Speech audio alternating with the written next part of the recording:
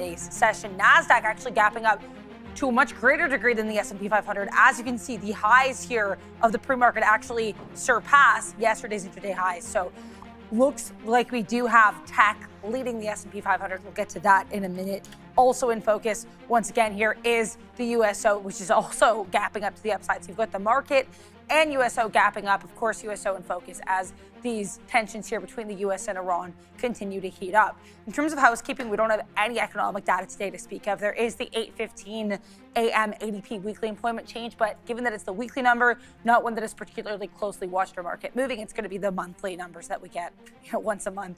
They're going to be more of note here. We did, of course, have some earnings before the bell. Not too much happening after the bell for earnings that you do have Capital One, Financial, and IBKR. But lots of other stuff to talk about here as we head into today's session. Nebius in focus. NVIDIA reporting just under a 10% passive stake in NBIS as of July 13th. You've got, as I mentioned, a whole bunch of pre-market earnings. Danaher, GM, MMM, all in focus and on the move here. Eli Lilly and Novo Nordisk with some legal tensions now forming between the two companies. There's a lot to discuss today. Good morning, Sharif. How are you doing? Thank you, Adira. I'm doing well. Yes, let's talk about some tech names here. Taiwan Semiconductor gapping up to the tune of 3.25% as they're looking at hiking prices all around by the tune of 10%. Already multiple price hikes this year. This will be just yet another one. AMD also in focus as this one is gapping up 4.25%. Good look for them. They released their Helios platform yesterday. More to speak about on that. Markedly more expensive than the NVIDIA equivalent, but you're going to get open source, so you're not going to get that CUDA lock-in. So that's their pitch there. We're also looking at memory names also gapping up pretty aggressively. Micron and the like, all around 6%, high single digits. Adira mentioned GM and Nebius. PSKY, again, reeling after that state court blocked their merger, at least temporarily. And we're looking at Boeing as well as the air show continues to go on over there. And there's more tensions now between the two continents, Europe and North America, as the Airbus company gets a big loan from the European Union, which is displeasing Boeing a lot. So asking the Trump administration to look into that. And then we got Halliburton and Hasbro as well, Adira, both reported earnings. Yeah, I saw that story with Boeing there. It was pretty interesting. I think, you're really seeing Kelly Ortberg's poll, this is, of course, the CEO of Boeing, with U.S. President Trump maybe coming into effect there. So interesting look there. There's going to be a lot to discuss today. But I also want to discuss what happened last night. Here's a look at what we did in Blue Ocean. Once again, just a lot of tech and a lot of memory. Top name here, so largest name traded here by notional volume is going to be that 3x bull ETF. And as you can see, lots of semiconductor strength both overnight and right now pre-market. So makes a lot of sense here. You know what else makes a lot of sense? Throwing it over to Sean and Neil. Good morning to both of you. What are you looking at today? I don't know how much sense it makes, but it's something we do around this time We're anyway. Here at least. So. You might as well throw it to us. In the seats. That would be the point. You got the leisure suit Larry going on. I like exactly. the comfort. This is more of a Run DMC kind of a look. Leisure suit Larry had proper. This is Adidas. So, but that was legit though. Yeah, that was an absolutely great game. And I actually tweeted out last night, and I had never experienced we went out to see Obsession. There's recliners and everything here, heated seats. So I am all over. I got to trade AMC today. I'm all over the movie going experience, and that was a lot of fun. And Obsession was a fun movie, very interesting. So I'm glad that no one's obsessed over me. That's for sure. Kids, NVIDIA. Oh yeah, that's right. What's up, Adam James abroad? This guy's been posting all about kids, and I actually have this kid's stock on my sticky note today too because of $1. And let's just see what we can want. I mean, it's now starting to, that's Intel. Here's kids 100, 250 according to my chart. Hold on a second, change that up. But yeah, there it was. So it's just dollars where VWAP is, and that's sort of what we've been putting down here on the list. And let's just wait to see. Now I wrote it down, a couple minutes ago, obviously, and now it's broken back down below. I actually just didn't realize we had broke down through $1 now. But yeah, $45 million contract there for KIDZ. So we'll have to see where it goes from here, but lots of shares, 85 million. Notionally, it's obviously not going to be a lot of money, but there it goes, ripping. The volume is here, good level for this. And we, as soon as I saw it on the watch list, I knew that we had seen this before. So, boom, boom. We know that eventually it will come back down again.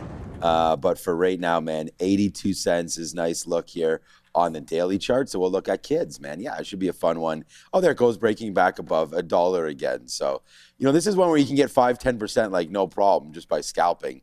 So that might be the right way to go here on KIDZ. But yeah, the volume's here early on that one. Thanks to Adam and everybody else for bringing it up. And, just in case everybody was wondering about, the watch list and everything like that, it's on the watch list here. Now, whoa, scroll. There it is right here.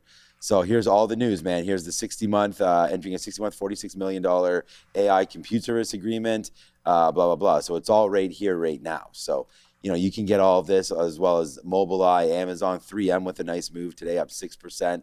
I saw Danaher down 10. Salesforce here as well. General Motors on earnings, Taiwan. Crypto, we had crypto yesterday.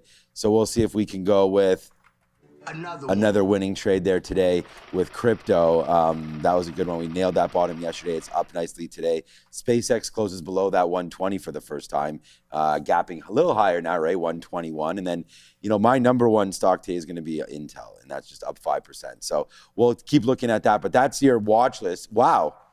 Okay, we just said you can scalp it for 5 or 10%. Well, there's your 10% basically right there off of $1. So yeah, kids, giving you everything today, volume, key levels, early scalps. Who knows where this stock's going to go? But it's got it all. There's another one right yesterday, of course, AMC was back in fold for sure. And don't sleep on NBIS.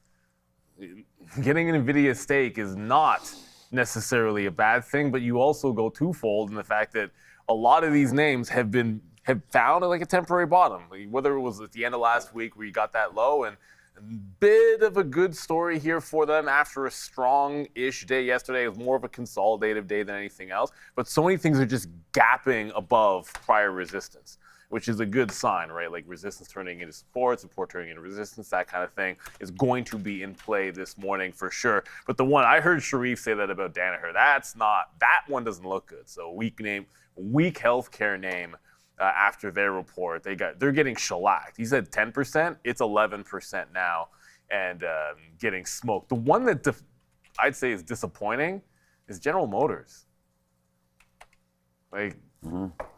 Do something. What is General Motors' big problem?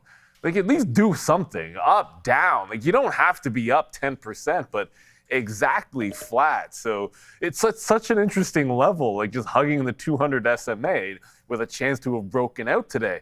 So a little bit of disappointing for them, but there's plenty moving out there. The chips, whether it's SMCI, SMCI, SK Hynix is going to be moving around. DRAM is going to be in play. SMCI maybe, I have no idea whether they're going to be in play or not. But yeah, Shreve, you got to be excited for kids. Are you going to be also excited for AMC Day 2 is the question. You know what, Neil? I looked at AMC yesterday, and I didn't get to pull the trigger on the midday. So we're definitely going to keep it on for Day 2, see how this one trades today. But right now, my entire focus right now is on KIDZ. This is a big breakout there. Adam James abroad. Too early of a message, brother. Come on now, man. We see KIDZ gapping up 176%.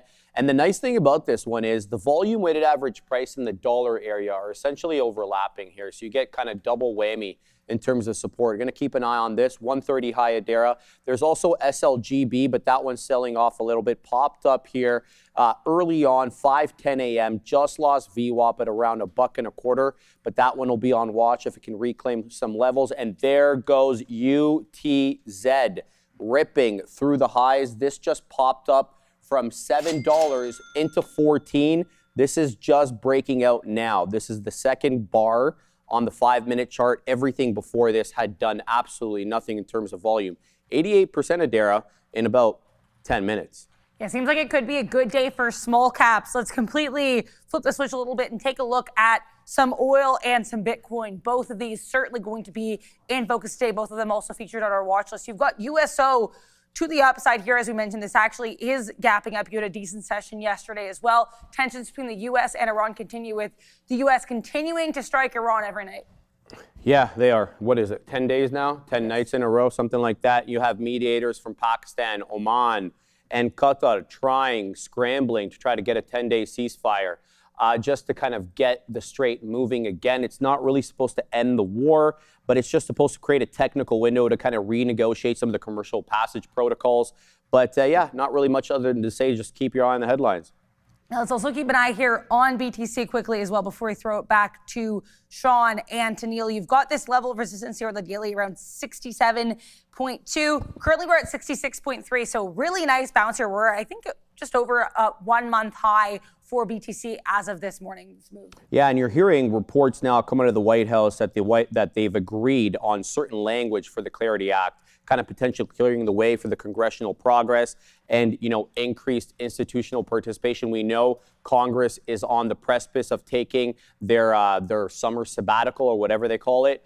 So they got to get it done quick or earlier. And I think they've got bigger fish to fry, quite frankly. They're trying to keep the government funded so we don't get that shut down again. So I don't know if this one's going to make it onto the desk. In the event, whale and long-term buying also on focus. On-chain data reveals that whales, aka large holders, and as well as long-term wallets, they're holding these coins for 6+ months. They've accumulated more BTC in the last 2 months. So there's been more positive buying from large holders. Specifically, I'm not saying as a whole. Obviously, Bitcoin hasn't been strong for 2 months there, but hey, it's above 66,000 right now. Let's see how it trades. And we also know, guys, apparently this last 5 days, we've had inflows for the Bitcoin ETFs. This is the first 5-day streak that we've had since April of 2026 of inflows for the Bitcoin ETFs. So good look there, I suppose, as well. Are you guys looking at crypto or oil today? Well, oil's always on the radar just in case we get any kind of crazy spikes. I still think the play with USO, and we'll probably talk, we have to adjust that chart. We'll probably have to talk about that because I like the reversions whenever we get those big oil spikes. So like structurally, it's like wait for something crazy to happen and try to be a little bit reactive to it. Sometimes it'll be that quick reversion. Maybe you get it spiking up and there's a buy the dip opportunity in an individual name. I think that's the way to go with oil until proven otherwise. But with Bitcoin, we're like 68, just underneath 68,000. You look at this downward trend that we're in the daily. That was the last time that we actually turned around, and we're within a stone's throw. So on IBIT, that's like 38.2. So favor it at least until we get up above 38 and start getting to that 38.2 level. I think you're looking at potential reversal at that price, but everything else seems like it's all systems go. I mean, it's not just IBIT that's going. You got a good gap up there in gold and silver as well. So showing a little bit of resilience and strength coming back. The dip into prior highs, it's a little wide today because it's like a full percentage point. It's not unrealistic, but it will have to look more VWAP trend after the open into that 38.2. But that's the key price. I think it's got room to get there. That's the only place I'd be looking for a reversal would be up at 38.25, that 68,000 mark. Because right now we're 66.5. So don't listen to us, just listen to the trading. Yesterday, we waited for 36.25 there on IBIT, posted on the sticky note. This is what IBIT did yesterday. There's the trade that I put on at 10 o'clock. Boom, boom, boom, boom. Right there back up to the upside. We really, and here it was right here, IBIT 36.25 long. We said it was a great day Friday. Let's see if there's a continued move. And yeah, there is. So here's a continued move. That was yesterday. Just pretty patient with it. Even though it was an up day, you did get these dips down in for IBIT. So you got to wait to see if there's going to be that continuation again here today. Sticky note is now out again right now. And so this is today's note. And so are you going to hop on it or not, right? We'll see if it hits it. I don't know if it's going to, but 37 long is what I'm looking at there. We had a banger of a trade there yesterday with it. So I don't see why. Kids also on the sticky note, you can go grab it. But I don't see why we can't get back into sort of yesterday's levels here. Yesterday's high there where we started to get some out was 37.25. So that might be the level that holds. But at the end of the day, I always like to see closing areas. So, yesterday we sort of, we dipped down and we held in and around 36.80 all afternoon, of course. And then that little bump up there into the close where we closed at that 37 marker roughly. So if a dip down happens, we're going to be there sitting to buy some IBIT at $37. And Ethereum yesterday had a decent day as well. I mean, this has just been absolutely crushed, obviously to the downside with a high of, was it $40, something like that for Ethereum, $37 all the way down to 14. I mean, this is like you'd obviously rather have your money, I would think, in some of the AI names that are down 40%. Marvell's down 40%. ARM is down 40%. Those have much more runway than anything in the crypto space, in my opinion. So I would say take advantage of this most recent bump up and think about emptying some of these bags. But again, you got to break above this $18 mark here before we get super excited about Ethereum. But hey, maybe this one's on a turn up as well. I mean, it was just 11. Like, talk about it being crushed. It was $12, 2 weeks ago. Now you're at least up to 15. So let's see if Ethereum can get going here. But wow, man, I mean, this has not been a nice ride either. So from 37 down to $12, not great, right? As the rich keep getting richer and the poor keep getting poorer, BMNR $17, like, is chasing these moves, right? And I look at it and I look at Cardano and Ripple and all these Solana and all these other names. It's like, they had their day in the sun. Will it come back again? I think it's wishful thinking that these come back. There really isn't a base case for many of these crypto names, but Ethereum I could get behind. There's stable coins and they've had their run. Will they come back? Maybe. Are people actually building on these things? I don't know. We'll see. But yeah, these are just names, I guess, now that you sort of put under your mattress. And as my friend Joe over there, I believe it's his grandfather, was saying, you could wish in one hand and do something else somewhere else, and the wish may not come true. We saw Obsession last night. That was an interesting wish there. So if you got one of those wishing willows, you might be able to hope for something more on one of these names. But I like Bitcoin, at least at these levels, 66. It's been holding between 60 to 66. We'll see if it can break out there and get up to 67,000. Well, I still think there's another level up there that's a little bit better. But at the same time, the thing with Bitcoin is, like, a lot gets made about the halving cycles, and really, you're not supposed to be bullish. That's at least how it's gone until you start getting into next year and then 2028. Like, that's where things are probably headed. So you got to watch out for that longer term. Like, very much all of these things. And my goodness, BMNR, like that's just in another realm here, BMNR. Maybe it might be up, but look at the daily chart; it'll make you want to puke. But when we do get a bit of a bounce, these can be a little bit outsized. So if ETH were to outpace Bitcoin today, this would be a good place to look, no questions. And ETH did have a good day. Tisha Perkins is also looking at KIDZ, KIDZ, as the level. Your first level of interest is 148. Well, when you zoom out, you go all the way back to July 6th, not very long. That last pump did fade in the 50 to 60 range. So that does provide a bit of a bag hold level. And remember, this is definitely the line I like to see. It's a habitual line stepper. So momentum for sure, but it'll do reverse split tank. It'll do pump on news tank. It'll do pump on no news tank. It's just the second part of it is always heading back into the downside. So, most of these stocks follow that pattern, and they follow those patterns for a long time. That's why day trade, enjoy it while it lasts, because typically it's not more than the day or two with KIDZ. Feel if we say kids too much, the phrasing will get out of hand if we keep talking about kids. Right, Sharif? YouTube gets very upset, Neil. So we got to be careful with that one, Adair. What are we talking about next? Talking about some Eli Lilly and Novo Nordisk. Both of these companies, of course, they're generally in the pharmaceutical space, but lately they've become known for their weight loss drugs, and that's actually what the story is about. Novo Nordisk suing Eli Lilly, saying that their ad campaigns are designed to mislead customers. Interesting look here. Yeah, this is a really interesting case here, Adair. So let's get right to the details, because details are super important.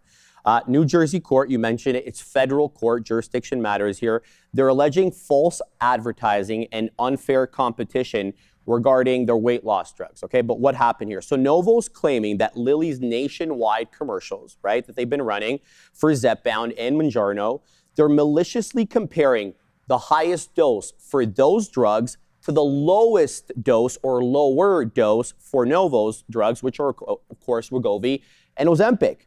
And they're omitting what you could lose if you took the higher dose of Novo's drugs. They don't mention that. That's specific omission. So Novo's counsel, they noted that Lilly's ads that they're running on television claim 50 pounds of weight loss for Zepbound versus 33 for Wegovy. However, late-stage trials, the actual data shows something completely different. It shows that if you take the highest approved doses for both, the gap is much narrower, Dara. 48 pounds for Zepbound and 47 pounds for Wegovy. We're talking about, you know, something within the margin of error.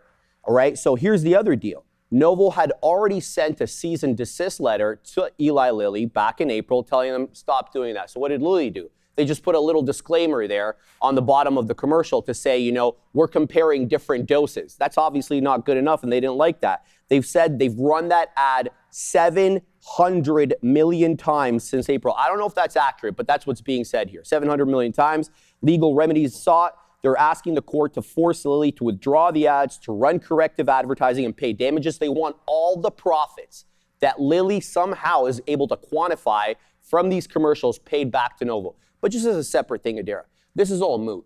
Retatrutide is in phase 3, and Retatrutide has absolutely a better profile than any of these drugs. It's a 3-peptide agonist, right? And it's on the precipice of being approved. So all this over here is just going to be moot once Retatrutide is out. Yeah, we've had this new Novo Nordisk CEO here, Maziar Mike Dustar, for roughly a year now, and he's really shown that he's a little bit more aggressive. He's maybe, as we saw with the Novo hims and hers situation, a little bit more litigious than what we've seen before. So we'll have to see if the strategy actually works for NVO as a company. But I think interesting thing to be aware of here. Are you guys looking at Novo and Lilly? What's the look here? Well, I mean, not really to trade in terms of Novo and Lilly as a day trade. I know that's up your alley there for sure, Adara, but I do like the pullback in Lilly. There's another aspect of this that I think it's really interesting. If we're going to Lilly, I just want to remind everybody, they made a deal to acquire a psychedelic company that's putting a bit of a bid on some other names out there that could get interesting. So it's worth looking at some of the psychedelic names to see if we get further deal making. I know Merck might be making some acquisitions. They already have one in mind, and there's some rumors going there. And I do think it's an acquisition type of year for these. All that being said, for Eli Lilly, just to get back to this stock, it's about the 50 period in this hold of the prior high at about 111, call it 111.20. It's just underneath that. And I think with the way that it's pulling back in, that's going to test this week for Eli Lilly. Novo is a puzzling stock. And for me, it just turns, like, it's a no-go. I don't chasing it up here. Right, like I think you want to see this one resist the next available dip. I always lean back into the whole, how much do you trust it if it has that downward sloping 200 period moving average? Like, it did make a nice bottom and curl, but I don't wonder if this is like the trap before it recovers. Because you have to remember, Novo gave up the entire GLP move and is now trying to make a second leg. Like, we know who the winner is in this space, and I think it's really just weathering the next pullback in Lilly seems a little bit easier than trying to bottom pick here in Novo, and that's been true for a while. And I just feel, you just back the horse that's been paying you out. So I think waiting for the next available dip buy on Lilly makes a little bit more sense there. We got some options to go over with our man Joe at the screen. Oh no, okay, we just fixed. Okay, nice one. Let's go to Joe. All right, guys, the Schmedium. Hey, I'm all about the Schmedium.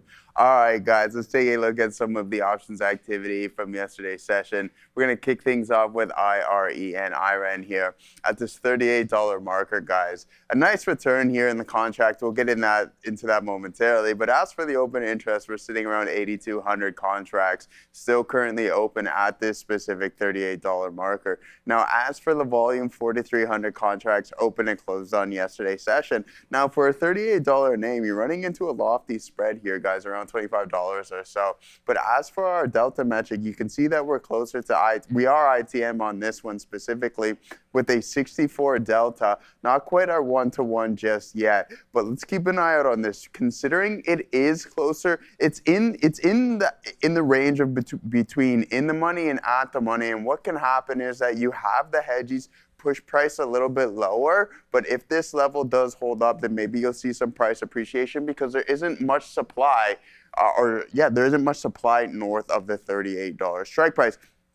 Now, as for our gamma exposure, guys, relatively cool, sitting around $5. Nothing substantial, but our at-the-money IV up to 144%. Now, let's move forward and take a look at the contract itself. Right out of the gate, the open, so you're going to be looking at $1.37 if you had that marketable limit placed, or if you're looking to get in a little bit later after the open, 5 minutes or so, 10 minutes, you're going to be looking around $1.87 to the tune where it actually gives you more than 100% return on that. If you get in at the open, it's 165%. Moving forward, let's take a look at AMC. Katina Man driving this stock last night. Yeah, exactly, going to the VIP. So here it is, guys, $61 on the bid and the ask, and then you can see a $60 bid. So that's going to be the collector's premium on that side. But as for the open interest, guys, quite a bit of contracts sitting here. 63,000 still currently open, expiring today. Now, as for the volume, 54,000 contracts open and closed on yesterday's session. Now, this is another contract that you can look at, ITM and ATM, $77 delta. So you're getting closer to that 1-to-1 hedge, and then your gamma exposure is relatively high. So for every $1 change, you'll see the delta added on top of your options contract premium, but then including your gamma exposure, and then that's when you can see that exponential return as well. So you're at the money IV sitting at 131%. Moving forward, let's take a look at the contract itself. So, I mean, nothing substantial here, guys, but going from $41 to $61, that's still a 50% return. Not too bad. Let's keep an eye out on the $38 marker and this $2 marker here on AMC. Let's send it back to the desk. AMC in play, IREN, big time move on those. Just absolute barn burner runner for IREN yesterday. And just, we talked about like rounded bottoms, breakouts. This is about as good as it gets. This thing's a rocket ship the same way Randy's toy was. You know, I was thinking about it on the way in, and I was like, we haven't had sandwiches in literally forever. No. So Randy, there's renovations going on in the back. Over here. So like right now, they just finished the floor. It's a big open space. They're building out the desks. Randy did what all of us should aspire to do. Brought in the RC Porsche and was doing laps, music going. It was an absolute blast, man. That's what it's all about. Live that life, man. Blasting like that IREN is going. Only one banana? No, there's two. I got mine. Oh, you got it. I put mine over there. Gotcha. Well, Randy just gonna eat that? Do I want one? Yeah, I want one. You're just literally just opening it right here. I'm smelling this. Is that sausage and egg? I don't think there was sausage in it. Oh, just egg? Anyways, yeah, there's Randy. It was pretty cool, that RC car back there. It's been a while since we've seen that. Yeah, no, for AMC, it doesn't look like anything's going on too much today, but I still, yesterday we were short right here all afternoon. It did break. I mean, we did take advantage. Actually, we had some of these bids down here into the 200 period moving average, just seeing if there was a retracement there yesterday. I was actually surprised that there wasn't more of one. And, if you guys were here yesterday afternoon, you saw me shorting this. Yeah, you said, it was this top. Yeah, 240. Yeah, so 245 was our best fill. And then we got stopped out on a 246 break. There we go. Randy just throwing the sandwiches everywhere. So thank you for that, I guess, Randy. But yeah, there it was there on AMC. So we'll see. I think 250 makes sense. For me, I'd rather play the long on the break. You'll be above VWAP if it breaks. You'll be above the 200 period moving average. So, I like it for an opportunity to get longer there. I don't necessarily like the story with the stock. I think if you do get anywhere near this 280, 290, that's going to be a sell. Right there for advanced micro cinemas. Below this Catalonian away peeps. Okay, I don't know exactly what that's a reference to. Do you? I don't. Okay, so we will blow it away. Yes. Here, I know something like today we woke up to a little bit of a storm, so we will blow it away today right there. I don't know if the last time Adam responded to something, it was regarding kids, and that seems to be right now just $110. So we'll have to wait to see if that blows a little bit higher right here. I think I was high as 120? Yeah, 120 right there. Not doing too much. The reason why I like this, and I've actually posted this. Here comes somebody. Oh, come on, Randy. Yeah, exactly. Come on, Randy. Exactly, Randy. I have kids right there at $1, and it's exactly the reason was VWAP as well. So I know Sharif brought that up there. So thank you to Sharif for bringing that up. And yeah, we do like that VWAP situation there over and over again. So if that can happen, man, that dollar, we'll see if we can hold it. I think we'll definitely be looking at KIDZ. And again, thank you for that super chat there from TikTok. We want to say what's up to that. And we do have this consolidated feed right here. So here's Bravely there as well. Thank you for the support for sure on TikTok. And everybody out there, Monarch is here as well. Robe Girl is here. Mike Pete, some guy named Mike Phillip DeRider is here. Never heard of him. What's up to A Day Trading there? Shout out. There he's short. There he's talking about some small cap. That's going to be Luis as well. Thank you to Nightbot. Party YYYYYP. Vegas Dancer is there. Interesting. Very interesting. And then there's Adam James. And hey, Sean, what's up? To Dr. Wynn says, hey, Sean. Two grannies. Okay, maybe a little, I don't know, age has never been a problem for trading. Thoughtful Summit and everybody. So thank you to everybody that's been here from day one, right? And all of you that have joined us recently, we'll hope to put on a good show for you. We trade live stock here every single day, and we're excited to do that. We don't trade CD. No. I was going to say CFDs as well. These are just straight stocks. We don't trade. We'll talk a lot about options and small cap names and all the kind of names, but we just trade equity here. So we'll have Joe talk about options. You guys can put your questions. You know, if you're having a good day, super chat us, let us know. Give us some ideas on some names that you guys are trading as well. Keep the community strong and long. So yeah, man, we're excited. Sticky notes out. We've got the watch list as well, bumping through today.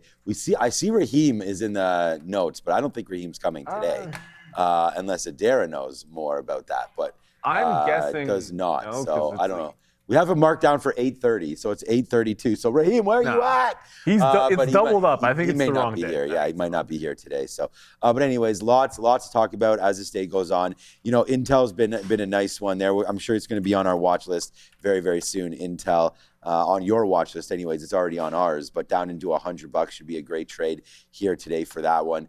And then, yeah, you know, Oracle's down 51% from its highs. That could be a trade at some point. You know, I didn't mind that Nebius, you know, the idea there behind NVIDIA taking a little bit of a passive stake there in Nebius, you know, the Neo cloud provider. Probably, I don't know which one's best of breed, CoreWeave or Nebius, but both have been hit quite aggressively off of their highs. So this is a nice little rebound day for NBIS. And then I'd be curious their debt versus CoreWeave's debt. CoreWeave's debt is like sky high. I think that might be what can differentiate between the two of them. Might make the most sense. Ooh, SkyQ. Oh, it did die. Quarry? No, I just remembered this stock from yesterday, but it's not. It failed at $5. Another small capper. There's another small capper from yesterday, but it doesn't look like it wants to go. But yeah, NBIS, I would think, yeah, if we're trying to differentiate between them and CoreWeave, I think that's a great way to look at it. You just had recently, like, that Century bond for Alphabet is down like 7 points since the inception. So like if you're starting to worry about what you got to pay out and the ability for the hyperscalers to go out and raise money, and there's a little bit of question or there's some pressure on their bonds, like what does that mean for everybody else down the line? Like, it's not the end of the world that the 100-year bond for Alphabet is down 7%. But what does that mean for CoreWeave? What does that mean for Oracle? What does that mean for everyone else that has higher debt loads? I think that's why when you're making the comparisons, you're going to start to think about it a little bit more. Microsoft and Mistral to expand AI infrastructure in Europe. Microsoft moving on that one. Okay. I don't know. I really like Microsoft. I think that's, you know. I mean, it's not moving on the headline, but. I put that in the portfolio there for our little challenge. I mean, obviously, we were in Microsoft for a minute. This has probably been the longest time, you know, since the basically inception of SpaceX that we really haven't mentioned SpaceX yet, and it's 8:34. So welcome SpaceX to the conversation. I know I mentioned it that it closed below that 120. Again, another note that's on our sticky note. I think that's worth watching out today with a little bit of a bump higher here. I know we really ran that short. I mean, yesterday we were short SpaceX, and that was killer. We've been short SpaceX the last little while, and it's been really amazing. We got stopped out at 123.50, then we pushed it back down in on 123, and then that wound up being like that $3 there at the end of the day. But wow, SpaceX again today, trying to go for a lift off here off that 120. We'll have to wait to see when it comes back into there. I believe we will test into this area again. So I'm not super excited to get long right now on SpaceX, but at some point there. Oh, there it is. Sean, the market. Okay, so this is, I guess he's explaining here what was going on. Yeah, Neil and I both. Market cap is 4 to just under 500,000. New deals for 8 million plus per year for 5 years. Let's do the math on that one. Okay, so 8 times 5 is 40. No reason not to absolutely fly. Well, again, we don't know. I mean, just because you get the deals doesn't mean that that's even covering up your expenses. Like, I don't know what that balance sheet looks like. I don't know what their expenses are. You just mentioned there that they had the 465,000. Was the market cap? So it's tough to value based on a contract. They need more of those contracts. Well, and the idea is that maybe they get bought out or something like that. I think as a longer term play, but yeah, maybe looking more into the kids. You've seen this before, like where you'll get a multi-year agreement announced, and you really got to look under the hood to see, okay, well, how much of that is going to be guaranteed, and so valuing it on the first day can be a little bit tricky. But to your bigger point, like the 460,000 float, no, it doesn't really make a difference ultimately because it's such a small float.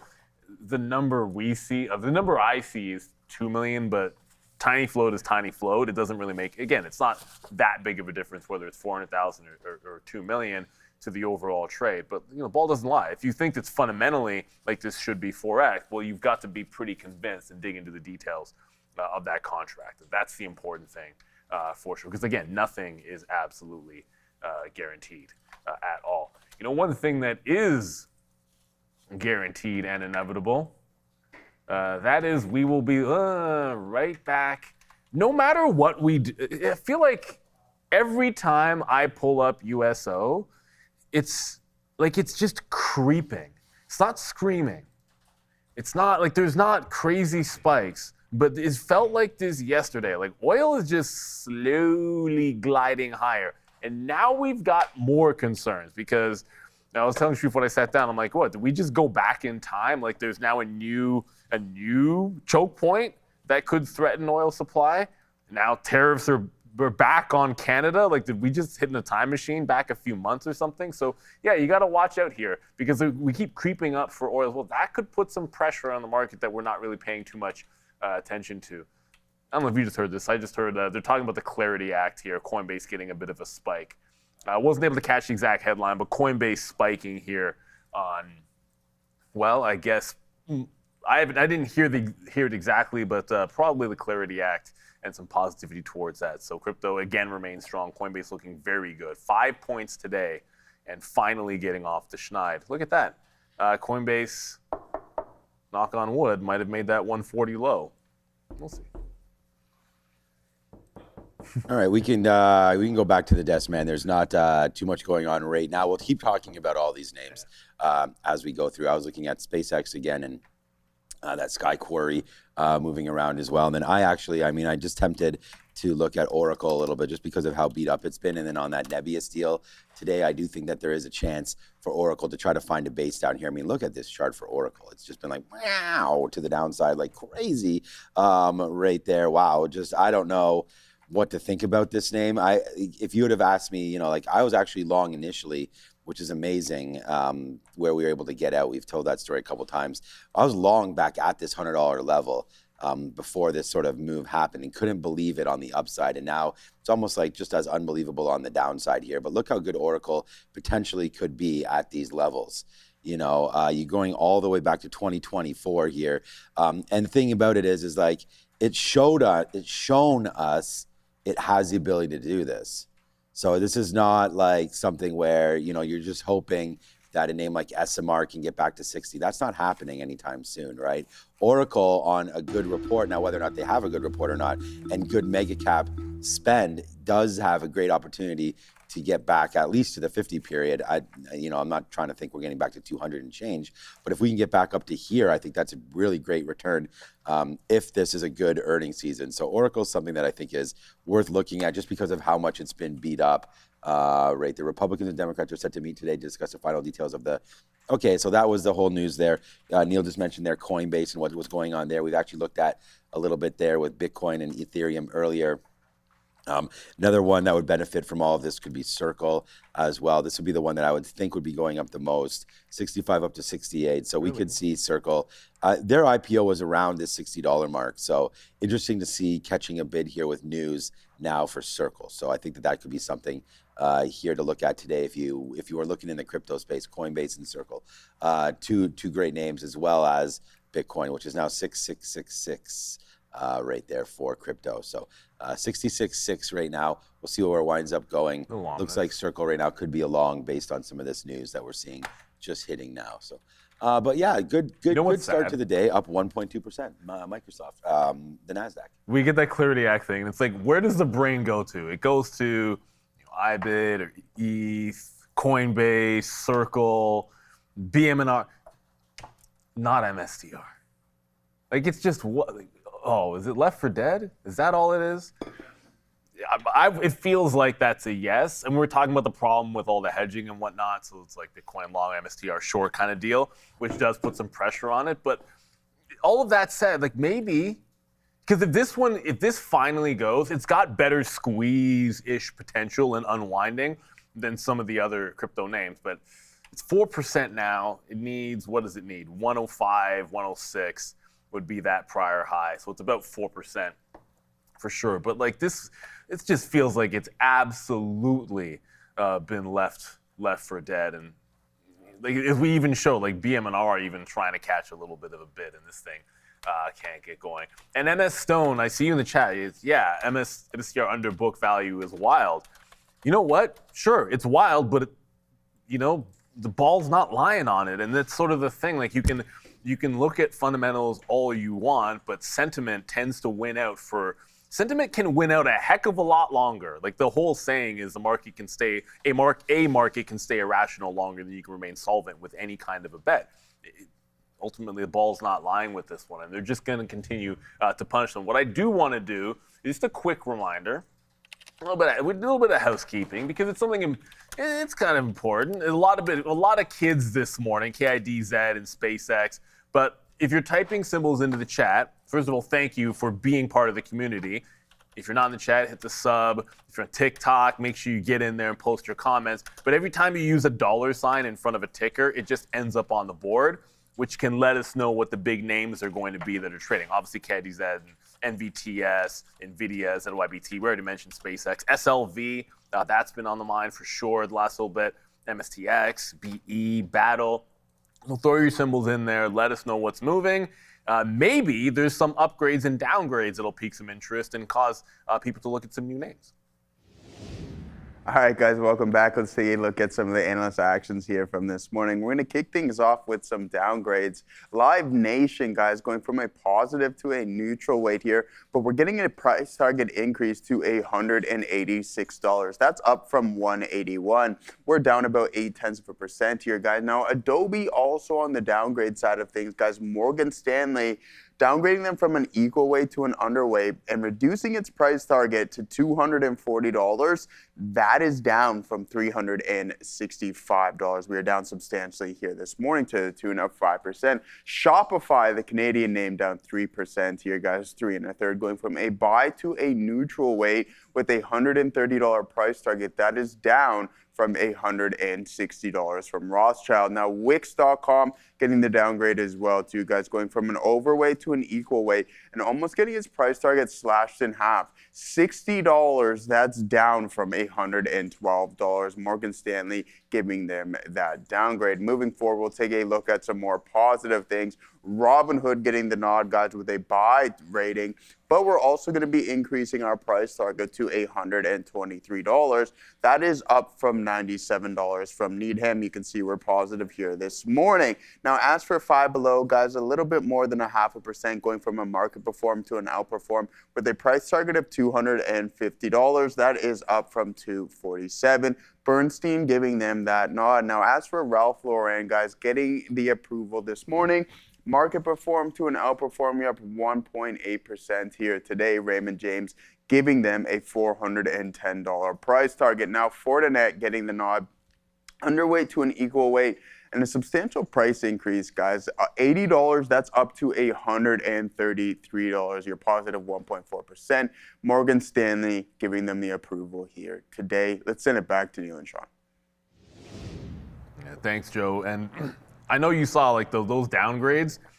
Insert software name, and they got a downgrade this morning, basically. Because you could add Datadog to that list. You could add Salesforce to that list to the downside there. And what are you going to do? They're just further out of favor, doing a little bit of a, we'll call it a right turn. You know, the market's going that way, and we're headed down into the right, I guess. So it's not really looking good. Maybe a bit of a trend trade forming back into the downside on Salesforce and some of these other software names. On the better side of thing, though, with crypto going higher, Robinhood's bouncing the 200 period again.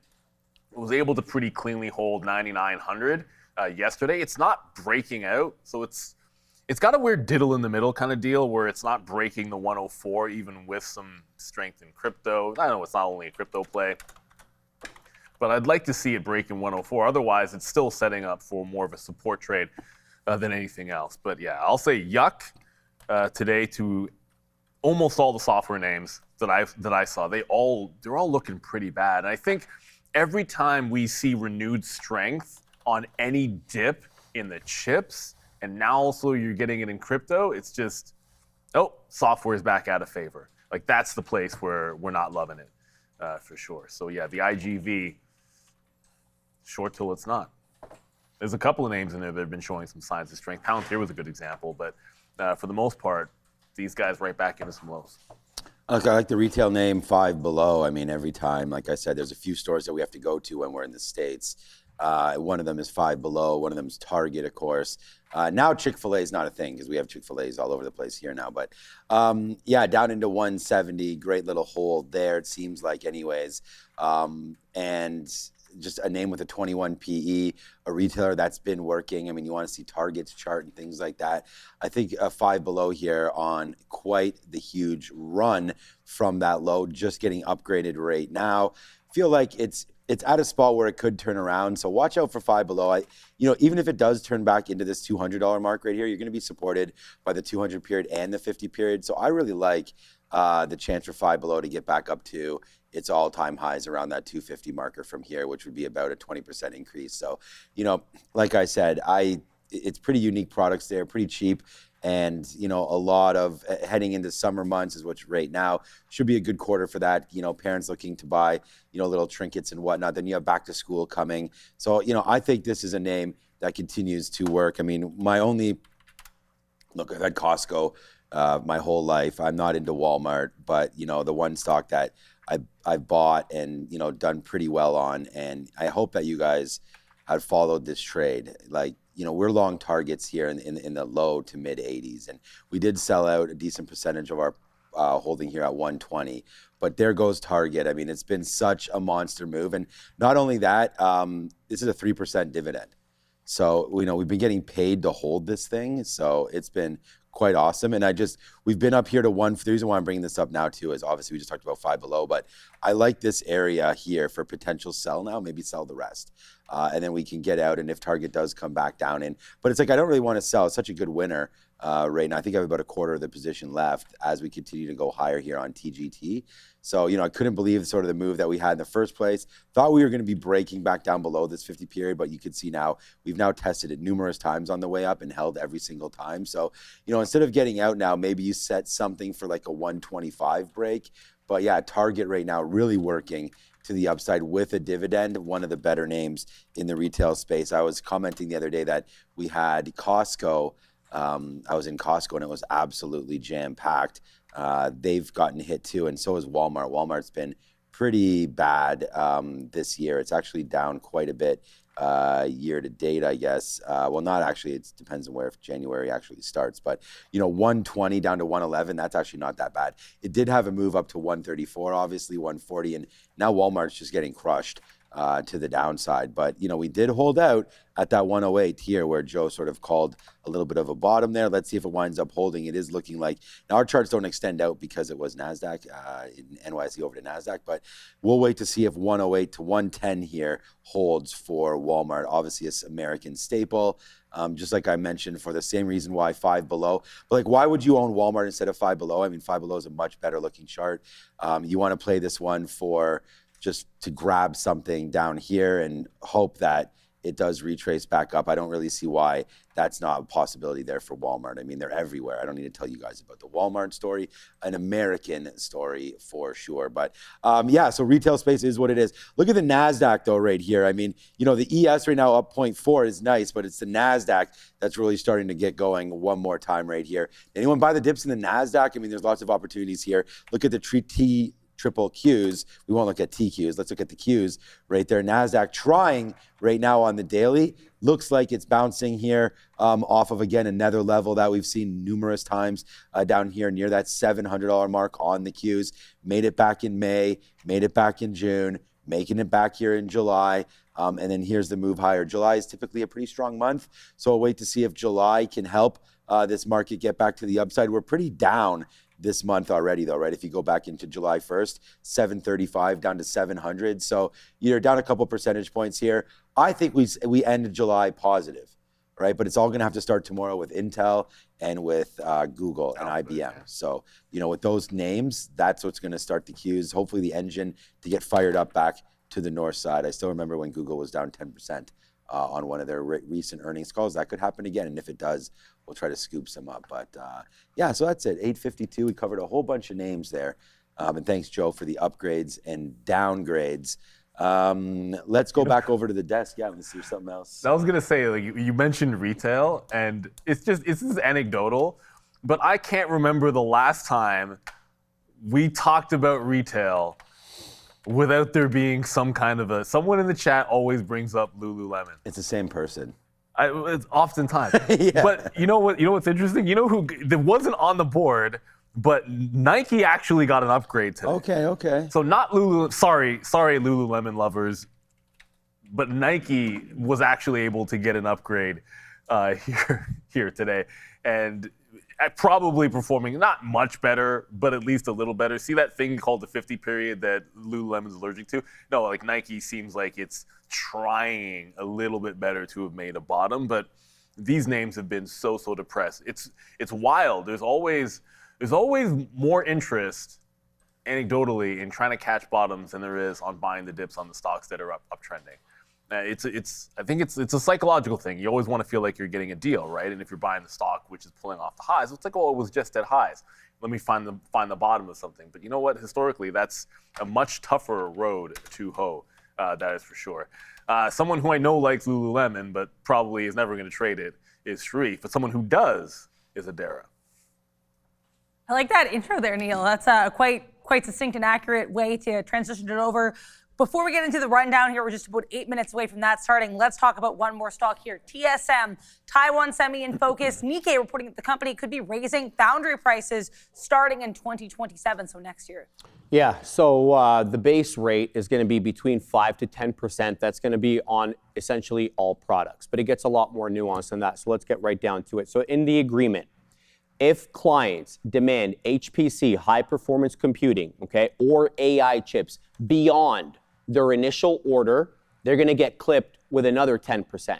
So you got to make sure you're crossing your T's, dotting your I's, and you know exactly how much you're going to need. Otherwise, you're going to have to ante up as much as 25% per wafer. So up to 10 to 15% increases, and then you're going to get hit with another 10% if you miscalculate. All right. Now, is it on everything? The answer, sadly, is yes. So unlike typical chip cycles, where kind of the older nodes, we're talking about the 12, the 16, the 28 nanometer, they get cheaper as time goes on. That's not going to happen here, okay? And so who's that going to hurt? Well, it's going to hurt the people that are using the older nodes. We're talking about the automotive companies, the industrial companies. Think of dishwashers. Think of microwaves, right? And consumer Internet of Things manufacturers. Typically, this is borne by your Apples, your NVIDIAs, companies with higher margins already. But these companies here don't necessarily have high margins, so they're going to have to rethink this. Last but not last, I've got a couple more points here. Why are they raising prices? unlike the RAM companies or the kind of NAND companies, they're not doing it out of pure greed. More on that in a second. They're actually having to cover their own costs. Taiwan, one of the most expensive jurisdictions when it comes to energy usage. And they're having to obviously front that cost alone. Now, your boy CC Wei, of course, he's the CEO of Taiwan Semi. He took a shot at your SK Hynix, your Samsungs, your Microns, and says, look, those guys are increasing prices 4 to 5-fold. We're not doing that, even though we can. And so, you know, trying to differentiate himself between some of the RAM companies there. Okay, interesting tack there for CC Wei. Lots to talk about here with TSM. Yeah, you got to be like that. This is something that can get a little bit inflationary, and I think, as Sharif mentioned, this is the kind of thing that's going to bore. It's going to raise costs for like it's the automotive companies that you're going to worry about. Those consumer electronic products. I think you start to have a little bit of worry, because if this trickles down the line, it can absolutely build up. It's just like a little nagging things, whether it's the creep up in oil or, again, here, the passing along of prices. You've heard about Apple having to raise prices already. So it's that kind of a thing that still puts that fear of inflation. Now, I know we've gone past the point where the expectation is rate hikes, so like the Fed might not be as concerned about it as they were like 2 months ago. That's a positive. But it's still in the back of your mind, and that conversation about inflation still looms true. It makes you a little bit hesitant about, again, we've been talking about debt, about the companies that have a little bit too much debt, but it would also make me think about the Russell and some of the small cap names, like those EV names that are bleeding money, like the Rivians. Like, do they start to come under pressure? Like, you're getting a bit of a test here on the Russell. Like, it's made this interesting, I don't know, kind of rounded top kind of deal. If this loses the 50 period, I think it'll be because of these concerns that the I word is rearing its ugly head, although I guess it's been doing so for quite some time. As far as the trade TSM, I don't think that's not really much for the trade today. It's going to change things. We're still going to be looking at DRAM in the same way that we would have before, because I just want to play momentum as it is. Like, you've had your downtrend. Yesterday was more of a consolidated day than anything else. The breakout through 55 wasn't one.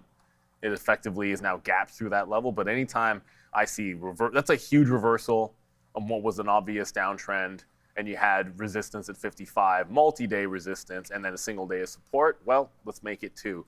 Looking for dips in DRAM. But I think on the wider time frame, you really do have to be concerned. The prices, they're not abating anytime soon. And that could weigh on some small cap names, that's for sure. Small, middle cap.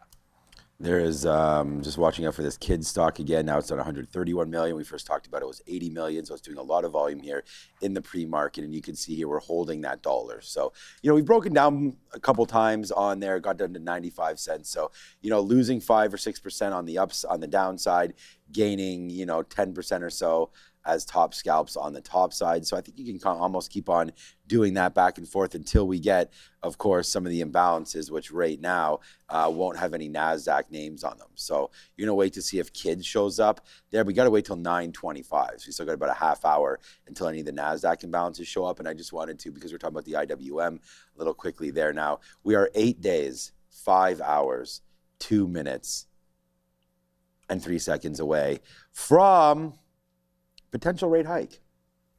You know, I mean, 17% chance right now of a rate hike. These numbers probably, I mean, we don't have any numbers today. Like I said, we're just over a week away. It's always on a Wednesday. So, you know, between now to then, we won't get any more CPI or anything like that. But it looks like this will be pretty standard. It was 2/3, 1/3 back before we got those cooler than expected CPI numbers.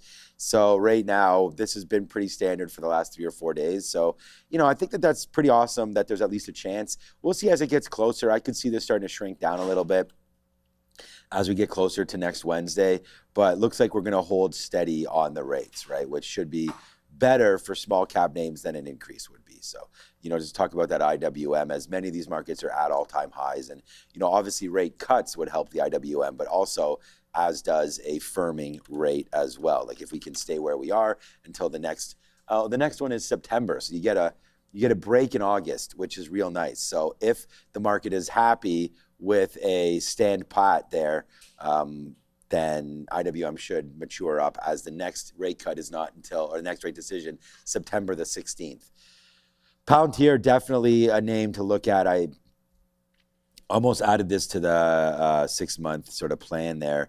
You know, breaking above 130, holding, you know, a software name that's not really getting hit when these software reports are coming out anymore. I think people are understanding the power of Palantir and what their foundry means and what it means to be involved, you know, in the data collection and then the use of that data, the privacy issues that Palantir handles. I like the stock. I think there is an opportunity for them to get going here, PLTR to the north side. So let's pay attention to that one as this day opens up. It's 9 o'clock right now, so we can start going through our rundown, and make sure you do grab the watch list. It's free. Shreve's Morning Note is there for all subscribed members. We have over 1,000 of you now that are members, so go grab Shreve's Morning Note. And I'm sure we're going to talk about all of that back at the big desk. 742, guys, is where we closed out yesterday on the SPY. We're $3 above that right now, 745 and change, up 0.41, but we're still locked within that range, guys. Take a look at where we found support yesterday. We found support in the 740s, where we had found support prior on the 8th of July. So we're going to continue to say that 740 area is going to be support level 1, but by the same token, Adair, we're looking at 750 yet again as resistance. We're also looking, as we look every day around this time, at our daily watch list. It is free. You can find it at either this, link that you have in the description of the video, or you can type in the URL you're going to see in front of your screen. It gives you access to a whole bunch of earnings info, stuff to be aware of, economic data on watch, companies that, people are going to be looking at, traders are going to be looking at to keep you in the right headspace and prepare you for each trading day.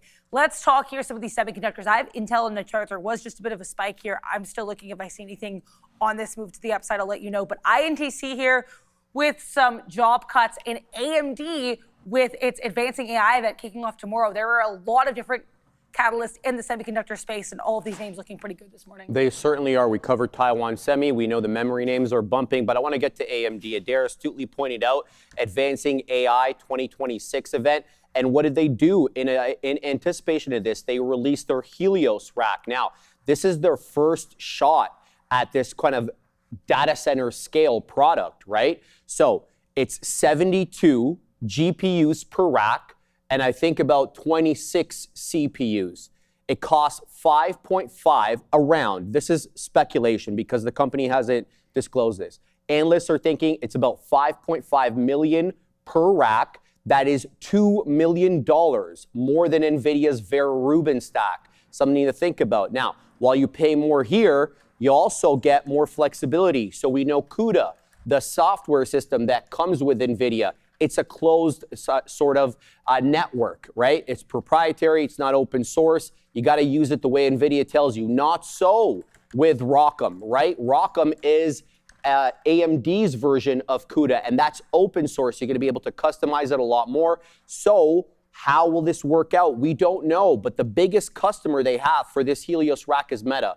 And we don't have to wait long, Adair. They're going to start delivering in early 27, and we'll find out pretty quickly whether it's good or not. With respect to your Intel, there was an endless upgrade with that as well, but that was earlier on. Yeah, there's a lot of different angles, as you guys can see, when it comes to these semiconductor names today. AMD likely in focus all week, and same with Intel with that Thursday earnings report. Which of these names are you most interested in this morning, Neil? The one over DRAM for the memory already, so do like that. But Intel, look, remember when the earnings come out, just remember we want to think about yield. So it's not going to be, top and bottom is going to be fun.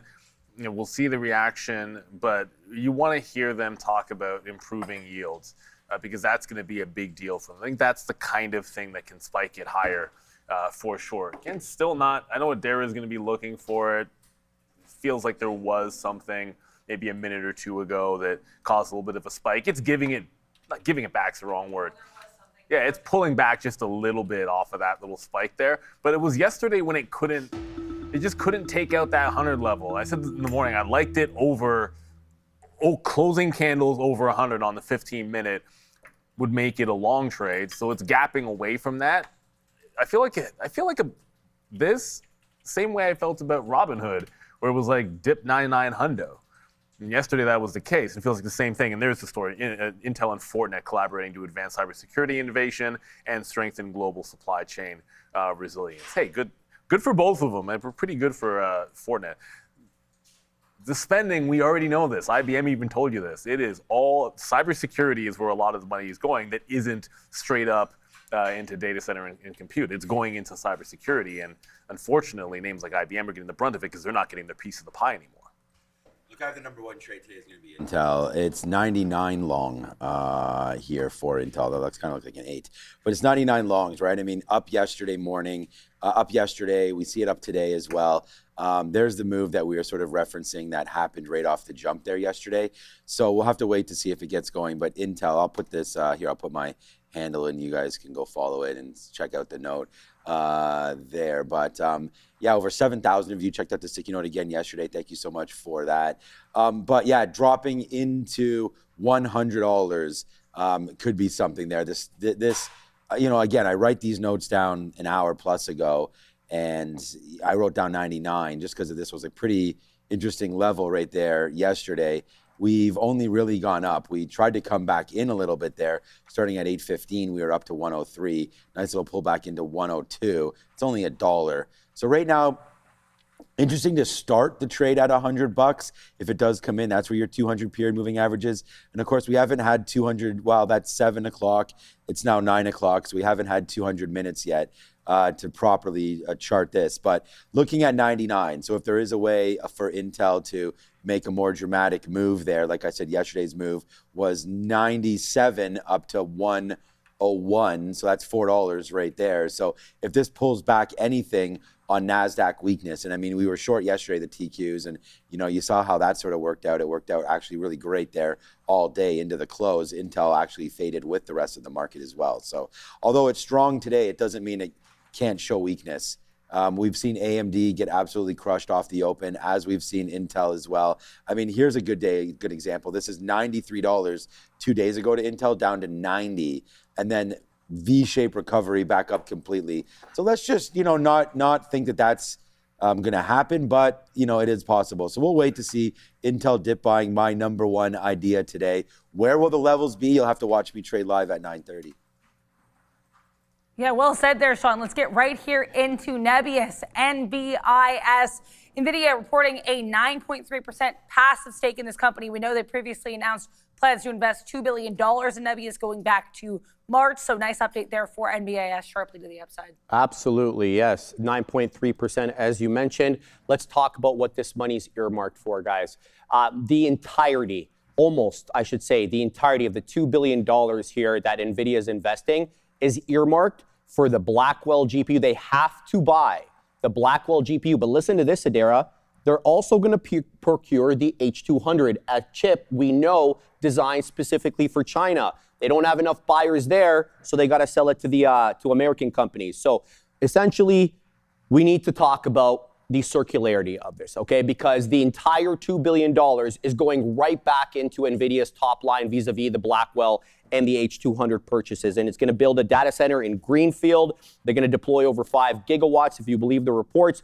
It's going to be over in Europe and the United States. But let's talk about NVIDIA's position. Over 90% of the 21.07 million pre-funded warrants that they acquired through this $2 billion investment, these warrants have a strict contract clause. NVIDIA cannot sell, dispose, alter, or in any way change their position until September 11th, 2026, meaning that, you know, if the market becomes volatile, they can't do anything about their position. Yeah, lots of interesting aspects about that deal. That H200 purchase, also very fascinating. We'll have to wait and see what happens there. In the meantime, Nebius, thoughts?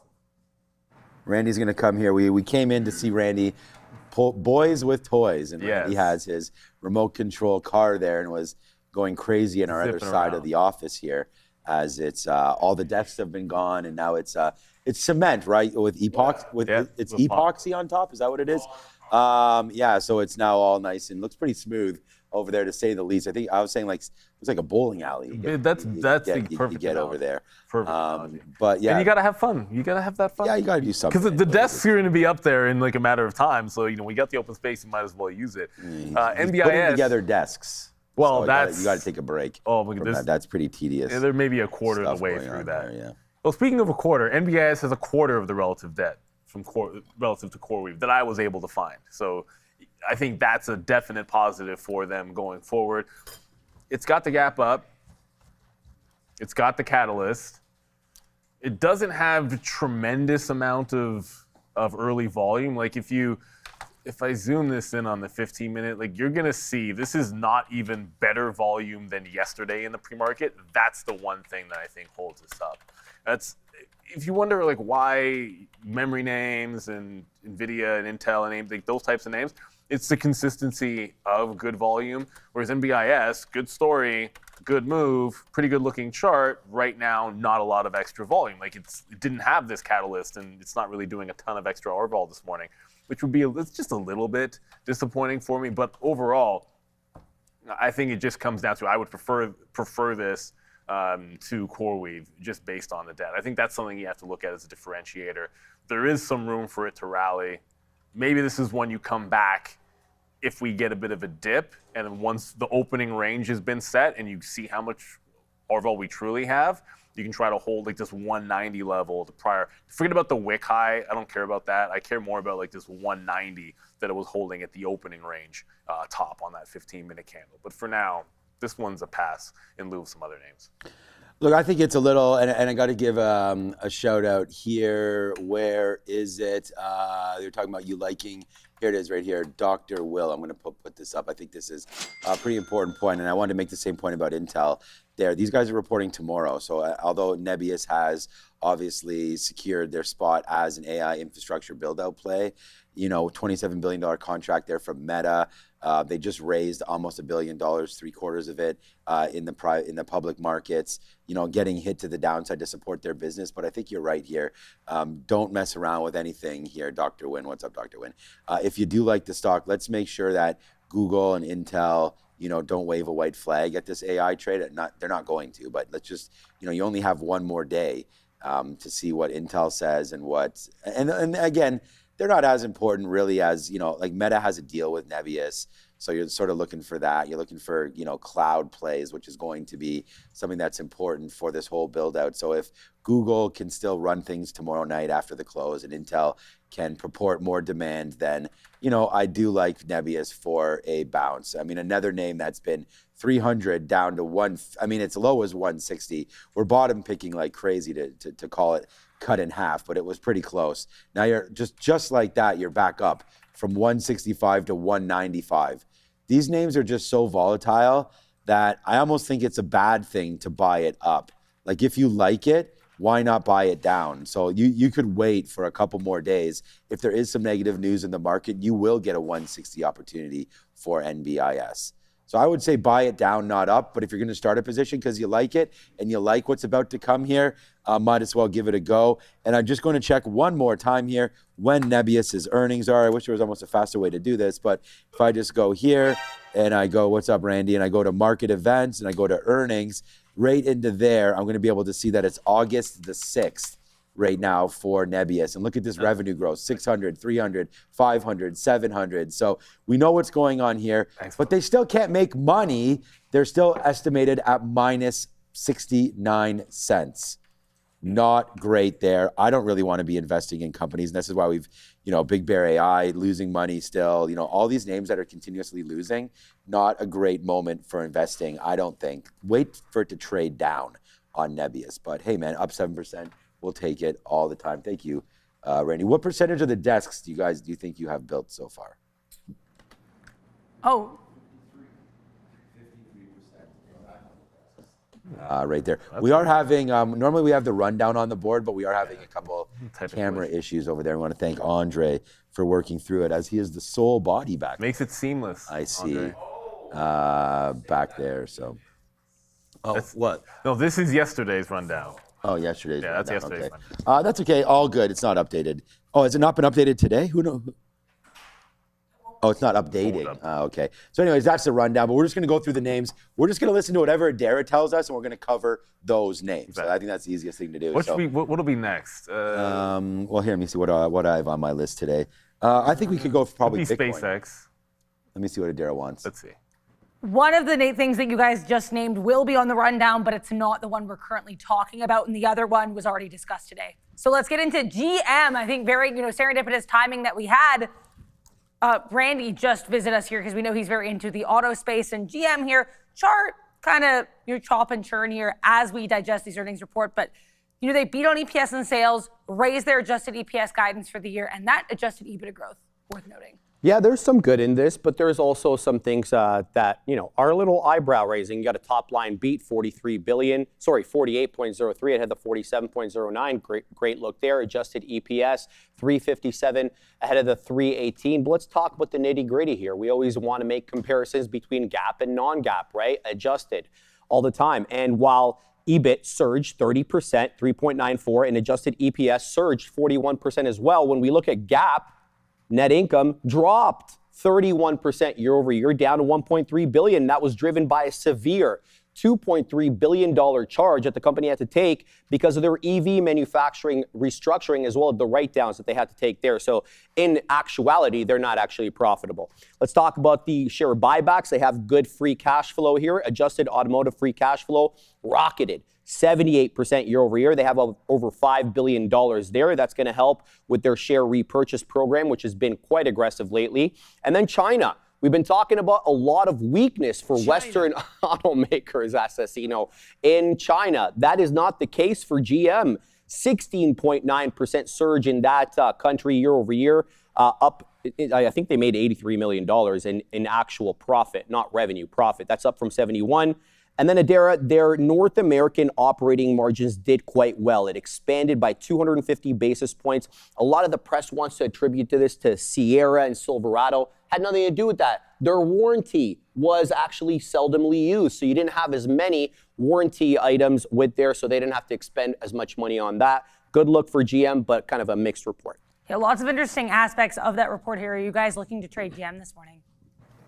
If you're pretty much exactly where you've been for the entirety of the last week going into earnings, and you're still the same price and not really threatening like it wants to make any kind of a move, it's got to be a no for GM. It would have been so much more interesting if they had like more of a clear, strong report, and maybe that would have got this breakout above 79. Because you can see, like, it's coiling like it wants to go. But until it gets back above 79 bucks and gives you a chance for that next leg, 79 to 84, this turns into a bit of a nothing burger. The good news is, hey, it's 9:15 in the morning. It could be 10 o'clock.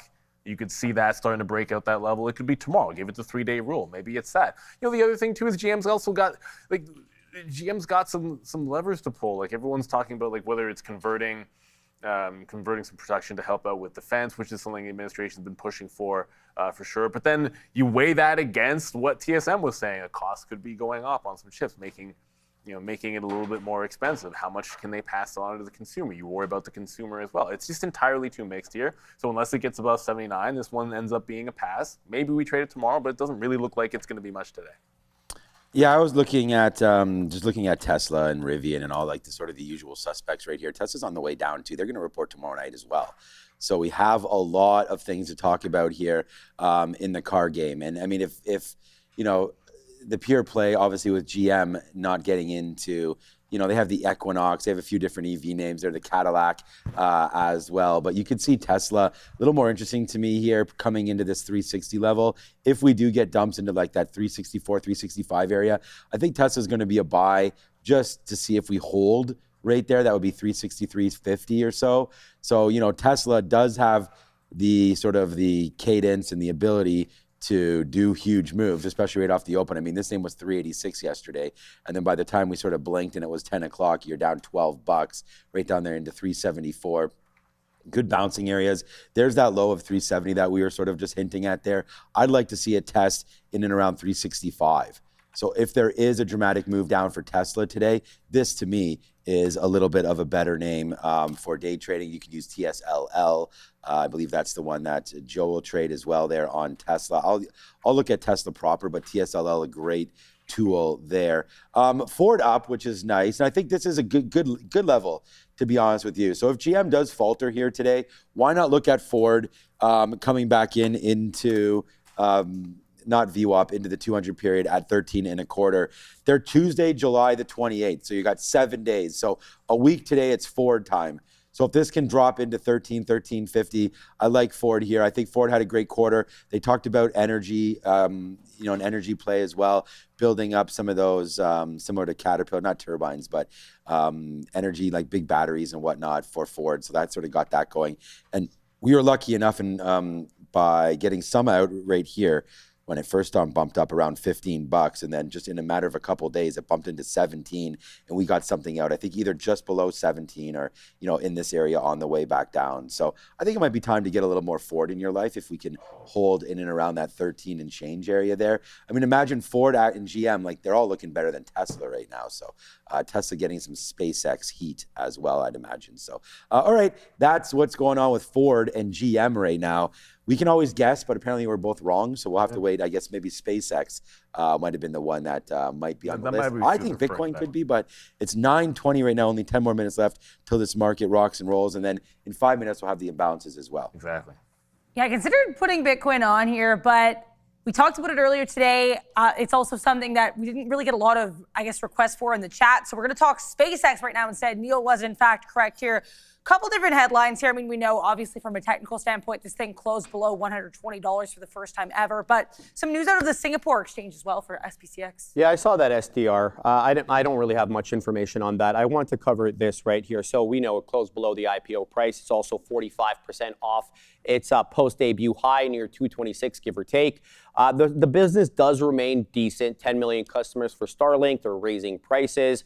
Long-term catalysts like direct-to-phone connectivity. We know Starship expected to launch on the 23rd, so a couple of days, Thursday.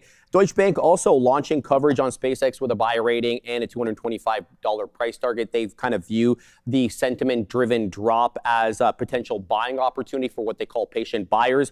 But, a drop doesn't mean necessarily that it is a value target. It's still trading it there at 84 times sales, making it, a high conviction, high volatility growth play. So let's see how it goes. Yeah, just be a little speculative here, Sharif. Do you think this thing gets to 100 first or back to 150 first? It's hard to tell, Adara. This is super volatile, and I think there's a lot of passive buying. We know that the lockup period is coming as well for some selling. So we'll have to wait and see. Maybe that $100 acts as a good support level. Let's see. Yeah, we'll have to wait and find out here. It's worth noting again, that lockup period is actually staggered, as we've talked about a couple of times. So it starts, I believe, in August, and then it'll kind of continue through to, I believe, December of 2026. Just to touch on the Singapore story here as well, so people are aware, the Singapore exchange announced they're going to be launching depository receipts for not just SpaceX, also Grab Holdings and SE, which will basically allow investors to trade exposure through these companies in the Singapore market. So kind of an interesting headline there. SPCX, guys. Yeah, I think 100 first. That makes sense, especially with the lockup coming up for SpaceX. Look, yesterday, 128 and 130 were two levels that got hit when there was that spike up on Friday, and it didn't even remotely threaten those. It just was an absolute dump. I think there's a better chance at a bounce than here today, so I'm still going to be looking at 24 and 26 range, like this high and then into that high, just underneath the 125 for SpaceX. Going to favor the short. Probably at least up until 100, or it can break out the 130 level, will give you more juice. Just very quickly, I know there's another small cap removing. This one's an oil name, VIVK. Expands physical crude oil marketing platform to over $700 million with 4 new recurring commercial transactions. So that's the story with Vivicor, VIVK, up around, 2 days ago, it was right here at 440 before it dumped off a little bit. So it's basically at its bag hold level, and it's a reverse split that's breaking out the reverse split price as it just takes out the top. So Vivicor, your latest small capper, but this one at least is in the energy space. So could be good if USO goes. Yeah, good to trade some of these small cap names. We looked at, I was in Sky Quarry yesterday. We'll see if we get into some of those today, including that kids. But yeah, I mean, wow, down now 50%. From its highs, right? I mean, its high was 225. So you're back into that. I mean, I don't know what exactly, 230, I guess. So will we be 50% at 115? Maybe as we come back in. And I actually like the 120 long. I feel like that's, I don't know, like why are we not? We closed below it or in and around it anyways. And I think we did close below it, looks like, just at 120. And the fact that we're up here today makes you think that, hey, if the market really wanted to sell this thing off, they would, and they're not. So I would think that a sell-off could happen back into 120, and then I kind of want to look long in this area. So yeah, I'm going to fight I'm going to fight I've already paid for shorts. You guys know me. I mean, yesterday we were long 123 until it broke, then we went short, which was a great trade. And then we had shorted again in the afternoon, which turned out to be fantastic. So even though I was thinking long early, we flipped into the short. So this 120 breaks, we're going short. So there's no doubt about that. But let's give it a shot down here if it does come in, and we don't want to really get involved with SpaceX probably until the first couple minutes, right? Just let it do its thing. I always feel like I'm getting way too excited too early all of the time. The Rocket Lab getting absolutely smoked. I mean, Neil keeps telling the story about his brother, but we made it very public that the days leading up to the SpaceX IPO was when you wanted to bail on all of these names. And, Rocket Lab, I think, is a more interesting name now, down at $66, that has been chopped down 65% from its highs. So I like Rocket Lab as a much better investment right now than SpaceX, just because we've seen the move higher. Long term, probably, if we believe in Elon Musk, and like I said, beside him and Jensen have been the two guys that have printed the most millionaires, I'm certain of it, in the stock market there. We could go back to Bill Gates maybe and Microsoft and whatnot, but that's, to follow Elon has been a good trade. And if that's going to work SpaceX, then I think Rocket Lab should probably work as well as AST. So AST Mobile, Astis, a good level to look at there as well. Micron Sandus going today. Thank you. Was the dip in? No, the dip was in, but it's, considering the run that they both had, both these names, I was expecting to see, and I almost made Micron a choice there. I did make it a choice, and I pulled it back from the next 6 months, just because I thought if there was a problem with this next coming earnings release, that maybe, and Micron reports late, they're very, very late, but if we start hearing some problems with CapEx or whatever kinds that comes through, I did think that Micron was due for a little bit of a ride back into the $700 mark, but is the dip in? If you're going to look at levels, I think maybe. You had a nice little retracement there. I'm no Fibonacci guy, but 1250 down to 840. It's probably a nice level there to bounce off of. So I would say you're probably onto something, man. Up another 7%. The DRAM ETF, the drama. There always has drama, so you can look at DRAM or these individual names themselves. To answer your question, I think the dip has happened. You've gotten a nice 20% back in on that name, but it's just cautious worries of what is to come over the next couple weeks. The market doesn't seem to be too worried. I don't see the NASDAQ going down. It's going up. We did get the release right now. There's Sky, so that's SK Hynix right there with a bid. Look at all of these B's, Bayside. Does anybody know where that is from? I know we know. I know we know where it's from, but do people in the chat? I bet the one with the sell right here. So it looks like they're starting to go, there's SpaceX with a buy. Okay, so, a couple buys here early on. There's IREN, yesterday's darling. That's pulling back a little bit as well. All right, 3 minutes left. Those are the imbalances. They look to be all Bayside buys. I have a fun one for you guys here to end the rundown. I chose this because I'm seeing a lot of people mention these names in the chat. It's small cap time. These are making big moves. A lot of our viewers want to see them, so we'll get into these here. KIGZ, I think, just to kick it off, probably one of the most noteworthy movers, especially early on today. You've got that $44.6 million 60-month enterprise AI agreement.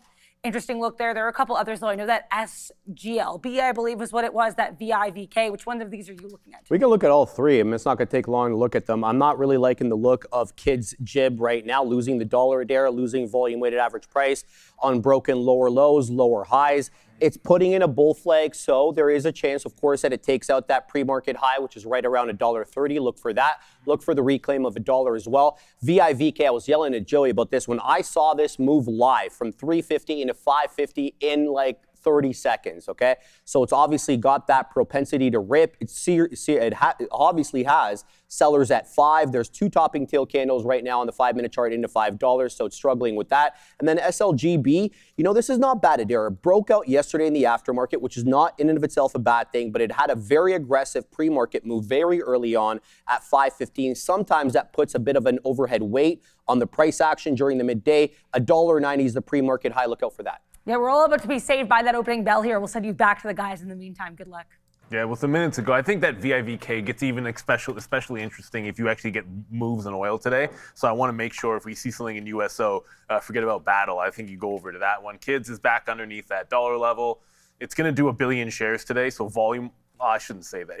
It's already done 150 million shares today, so it's got a really good chance of crossing the 500 million and doing extraordinary volume. But it needs to get back over 1 in VWAP to get a little bit more interesting. You're already getting a bit of a pump. We were just talking about memory names. There goes DRAM breaking through the highs. So it might not be dip first on this. It could only be rip. Going to have to look at pre-market lows because filling in the gap might not be in play at all. As DRAM heading upside, it's probably because Micron and SanDisk. There you go. Micron at the high of the day. Probably got a small buy and balance. Almost everything's a buy and balance.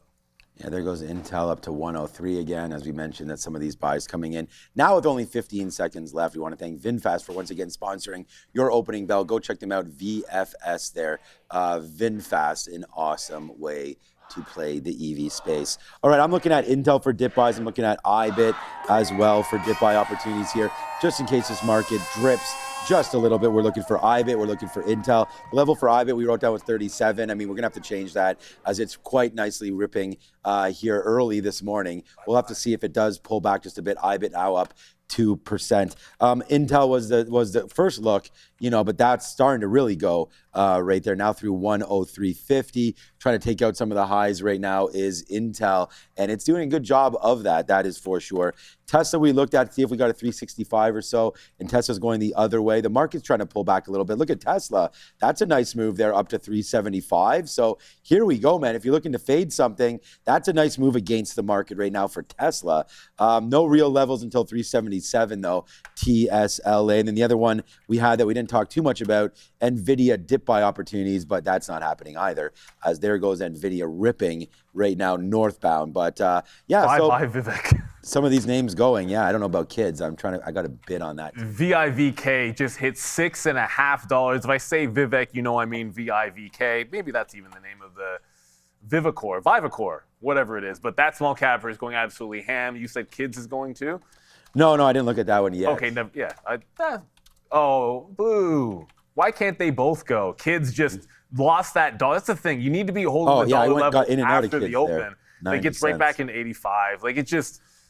It has a very distinct downward trend that it can break. You guys can see that very clearly. So all you got to do is break this trend. And I think that takes you above that $1 level, but it needs to happen. Going back over to SpaceX, is that going to give us the pop and drop? Well, so far it looks like it's only giving you the drop. If it does something like this, like yesterday, then that look underneath VWAP might be the first play here on SPCX. Yeah, so nothing. I mean, Bitcoin's pulling back a little bit, but Bitcoin's not really moving a heck of a lot either. It's just SpaceX on my board that's doing much of anything. We're in kids here at 90 cents. Well, we'll wait to see what winds up happening there. We took it the first time, got out at 88 for 2 cents. So we'll have to do that again. If it breaks lower, we took 90 cents. There it comes. It's going to break again. So yeah, this one's getting hit there. Sorry, Adam James. I tried to go long here on kids, and I'm talking about it for you, but it's not going anywhere right now. Long at 90, almost taken out there at 90, at 88. So we're going to try to go 3-1 here. So I'm waiting at 96 to see if that happens. All right, first real trade in now. NVIDIA 206.50. So I like the stock, and I said I would wait a little bit. 2 minutes is not necessarily waiting, but I like 204, 205 coming in right there. But here's a little dip buy in NVIDIA. Let's take that out for 50 cents or 30 cents, 40 cents there at 90s. We'll see if NVIDIA wants to rip back up into that 208 level. But so far, so good there. Just buying it back into the breakout level of 206.50 basically there on that break. So I'll take out one more piece now that we're above or trying to get above 207. That might be a little bit of a magnet for now. Hopefully we do extend through it. Ooh, we just missed it. We are trying to get out of 10%. There we go. Now we're out of 10% of NVIDIA as hopefully the next little area for this is 207.50 or so. So let's put another bid there at 207.50, offer, and see if we can get it. I basically don't want to get out of this until we break, well below this 205. So we'll hold a little bit of this right now and see what winds up happening with NVIDIA. But the market is on quite a nice little pullback right now. Bitcoin's holding really well relatively because I'm seeing NASDAQ pulling right back off those highs. Sorry, let me zoom in so you can see it. There's the NASDAQ breaking out early, pulling right back into the volume weighted average price. Position right board, off I think we know is not. And then right away, there's just no drop whatsoever in this entire move over here on Bitcoin. So I'm gonna, oh yeah, right. But is it working? No. No, No, I wasn't in was position. kids. Okay, yeah, I didn't see yours either. Okay, so I just jumped in when we just had this little candle holding the volume weighted average price. I want to give it to about like that mid to low 50s level right in here, 37.52. Because as the market heads lower, it's just showing some signs of relative strength. DRAM's not doing anything. Still, SpaceX hasn't even tried to pop. It could see 240. We might see 240 or 120. Sorry. Before we get any kind of a pop here. I'm still sitting, that's now above VWAP as it continues to fall lower. But yeah, SpaceX, it's got to come up a little bit for me to want to short that bad boy. So just in IBIT, as we'll get the position board working. Want to play this to the high and then look for reloads off VWAP because 38.2 on IBIT corresponds with that resistance on the daily in Bitcoin. We're at 66.5. Obviously, that would take us well above 67 first. I hope we get there. But 38.2, to me, that's a short level on IBIT. All right, I'm going to drop out. Yeah, Intel's coming back into 102 right now. For me, I wrote down 37 long for IBIT, so I'm going to try to be patient, but that's not going to happen. Doesn't look like it. Just for NVIDIA here, the market is pulling back quite nicely. Maybe we should go along the TQs or the Qs. But, there's NVIDIA came right back in. We only have out 10%, so, we have out 12.5%. The first one was 5. The next one's a little more than that. But at the end of the day, it's going to be a losing trade if it does break. So I'm actually going to get out of this if it breaks 205.75 right into here and then play the levels that I actually was thinking about. And that was, 205 to 204. So if the market does dip down too much further, we'll take another fill here at 206, but we'll be patient and try to wait to see if this NASDAQ wants to bounce, which it looks like it is trying to do. All right, Palantir, not doing a whole heck of a lot there. Just trying to find out what's going on. That's a 5-minute chart. Okay, nothing going on there. Here's Palantir. Just trying to see, I like the name. Had a nice dip down into 131. Now right back up there to 134, so a nice little level there. Yeah, here we go, man. Can we get it going now? Let's go proper on NVIDIA right now, ripping to the high side. There goes NVIDIA, man. It's 78 cents now in the money. So we like that one. We'll see if we can get out and see if we can get this position board working for you. But we are long right now at 206.50 on N. Wow, there it goes, failing through 207 again. Let's put a piece out at 99 if we can. I was waiting at 207.40s there for that out there on NVIDIA, but it looks like it's coming right back in. Making me think that Intel might be a trade for me today. Now I see that had the same dip buy opportunity right there into the close, into the opening range of 102 change right there. Did we? No, we didn't get that out yet. Waiting for another tick up, and then we'll see if we can get a piece out at 207, and then hopefully that will update the position board. Neil long IBIT, I believe. Just IBIT. And I'm only long in NVIDIA right now waiting. And then we could take a look at kids. I mean, this has been a stock that you guys have looked at here this morning. I don't know why that should have maybe been a halt there. I don't know. If anything, maybe it should halt down. But we tried it at 90 and out at 88. So, real quick hitter there on kids and not successful, but it's dropping back in. It's Vivek you think would halt. Watch the dollar mark. Yeah. That went 5 to 7. That went like a 40% move on the first 3-minute candle. But the ZYBT has halted again, by the way. That one? This was that name from yesterday. That we had said that it was going to go hard right away once it reopened back up, and it did. And then it was just like whoosh all the way to the downside, $3. And all this name has done now is halt all over the place. Sorry, I meant to hit the flush. Yeah, that's exactly what it's. I didn't mean to hit the goat for a stock that's halted down twice. No, yeah, two down halts, but we'll see. I mean, it was doing this yesterday. It basically didn't stay open at all.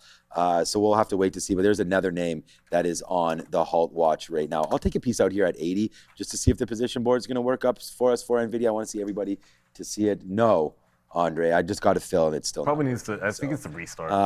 Yeah. Okay. So nothing going on there. Another small cap, just very quickly. SpaceX. AMC broke that 250 level. So while everyone's looking at Vivek and kids and ZYBT. AMC day 2 looking pretty good. There's that 250 breakout. Should have put this bigger than the top of the list. As long as we can hold over the prior high, this could be a nice one. So it had earnings. It's not this is not just like the whole ape thing. They actually had earnings, and it was a good, strong move yesterday that was able to sustain it pretty well. Like it dipped into prior highs, it continued, but it was a false break at the open into a dip. So I think if it does the same thing, you're probably looking more at got to hold 230, got to hold 2 quarter.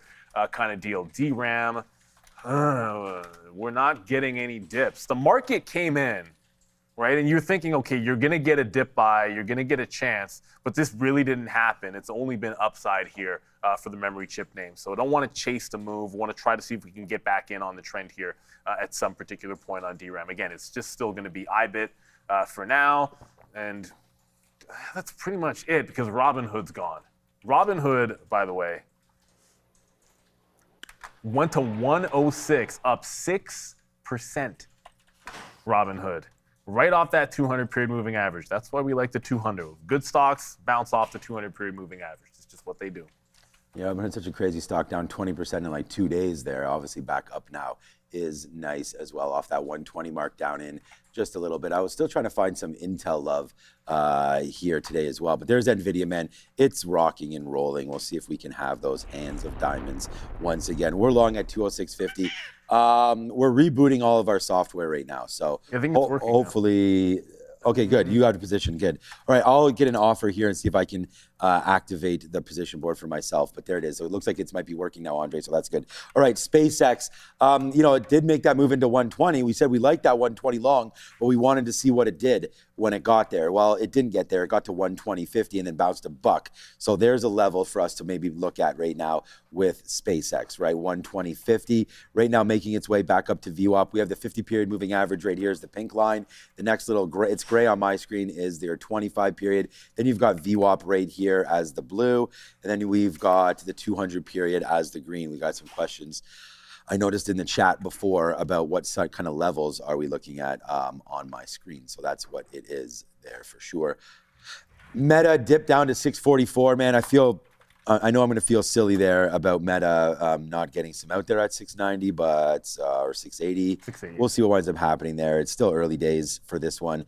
Interesting to see this might be the most interesting conference call once earnings hit, and we can talk about some of their new business models. They've recently instituted the subscription service. They've recently talked about some of their compute and having too much of it and trying to sell it. They talked about opening up new data centers here, including one in Alberta. So we'll see if Meta has sort of that get up to it behind the cloud now that this appear to be selling some of their wares. So that could be a good opportunity for Meta. So very, very interesting talk there for Meta once their earnings hits. I don't know if Meta is this week or not, but no, it wasn't. We looked at this week. No. They're not this week.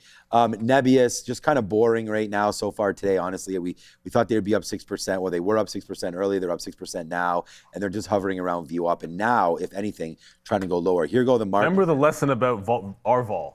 Nebius didn't have that great volume in the pre-market. And that's one of the reasons it didn't stand out. Yeah, it's not. Gap, news, no volume. 2 million shares, not huge there. All right, so we're still going to wait for another fill here on NVIDIA. Get some more out here. I'm long right here at 206.50 proper. So we've just been getting a few outs above, right? Our best out right there is 207. 30s, I believe. Yeah, 207.30. So here it comes, though, man. It's the NASDAQ right now that's getting turned upside down a little bit. There is no earnings. There is no economic numbers today, as Adair brought our attention to that one. So we just got to do light work on that and try to play off of some of these levels as tomorrow big time earnings come through, right? We had Charles Schwab today. They were actually doing okay in the pre-market, but again, not too much volume there, so we didn't cover it, but they were, okay, so up to 105, now back to 102, so not much going on there. And then, of course, the beleaguered Netflix continues to hover underneath that $70 mark. So an interesting level there for Netflix, although it just got a bump for some reason. That was interesting. All right. Silver and gold making some moves down. Yeah, it's looking pretty weak here. Yeah. So yeah, I got eyeballs on this. It was near not the top of the list, but it was more down the bottom. But if the market is holding VWAP and we're losing bid here, then I'm going to like this one to the south side. Here on SLV. I'm just sitting in front of the 53, and I would give it to the volume-weighted average price. No fills yet, but if it gets to 90, just realized I didn't have my stop in there. I can always put my stop in before we get in position, but if it pops into the 90, then we want to make sure we can grab it. DRAM, still not much of a dip. I'm seeing so many things that are giving you dip buys, but DRAM not really pulling into some of those lows. It could end up just being a bit of a VWAP kind of day. And whoa, here comes SpaceX. Yeah, I was looking at that earlier. Was it breaking through 120 yet again? Well, 122.50, damn it.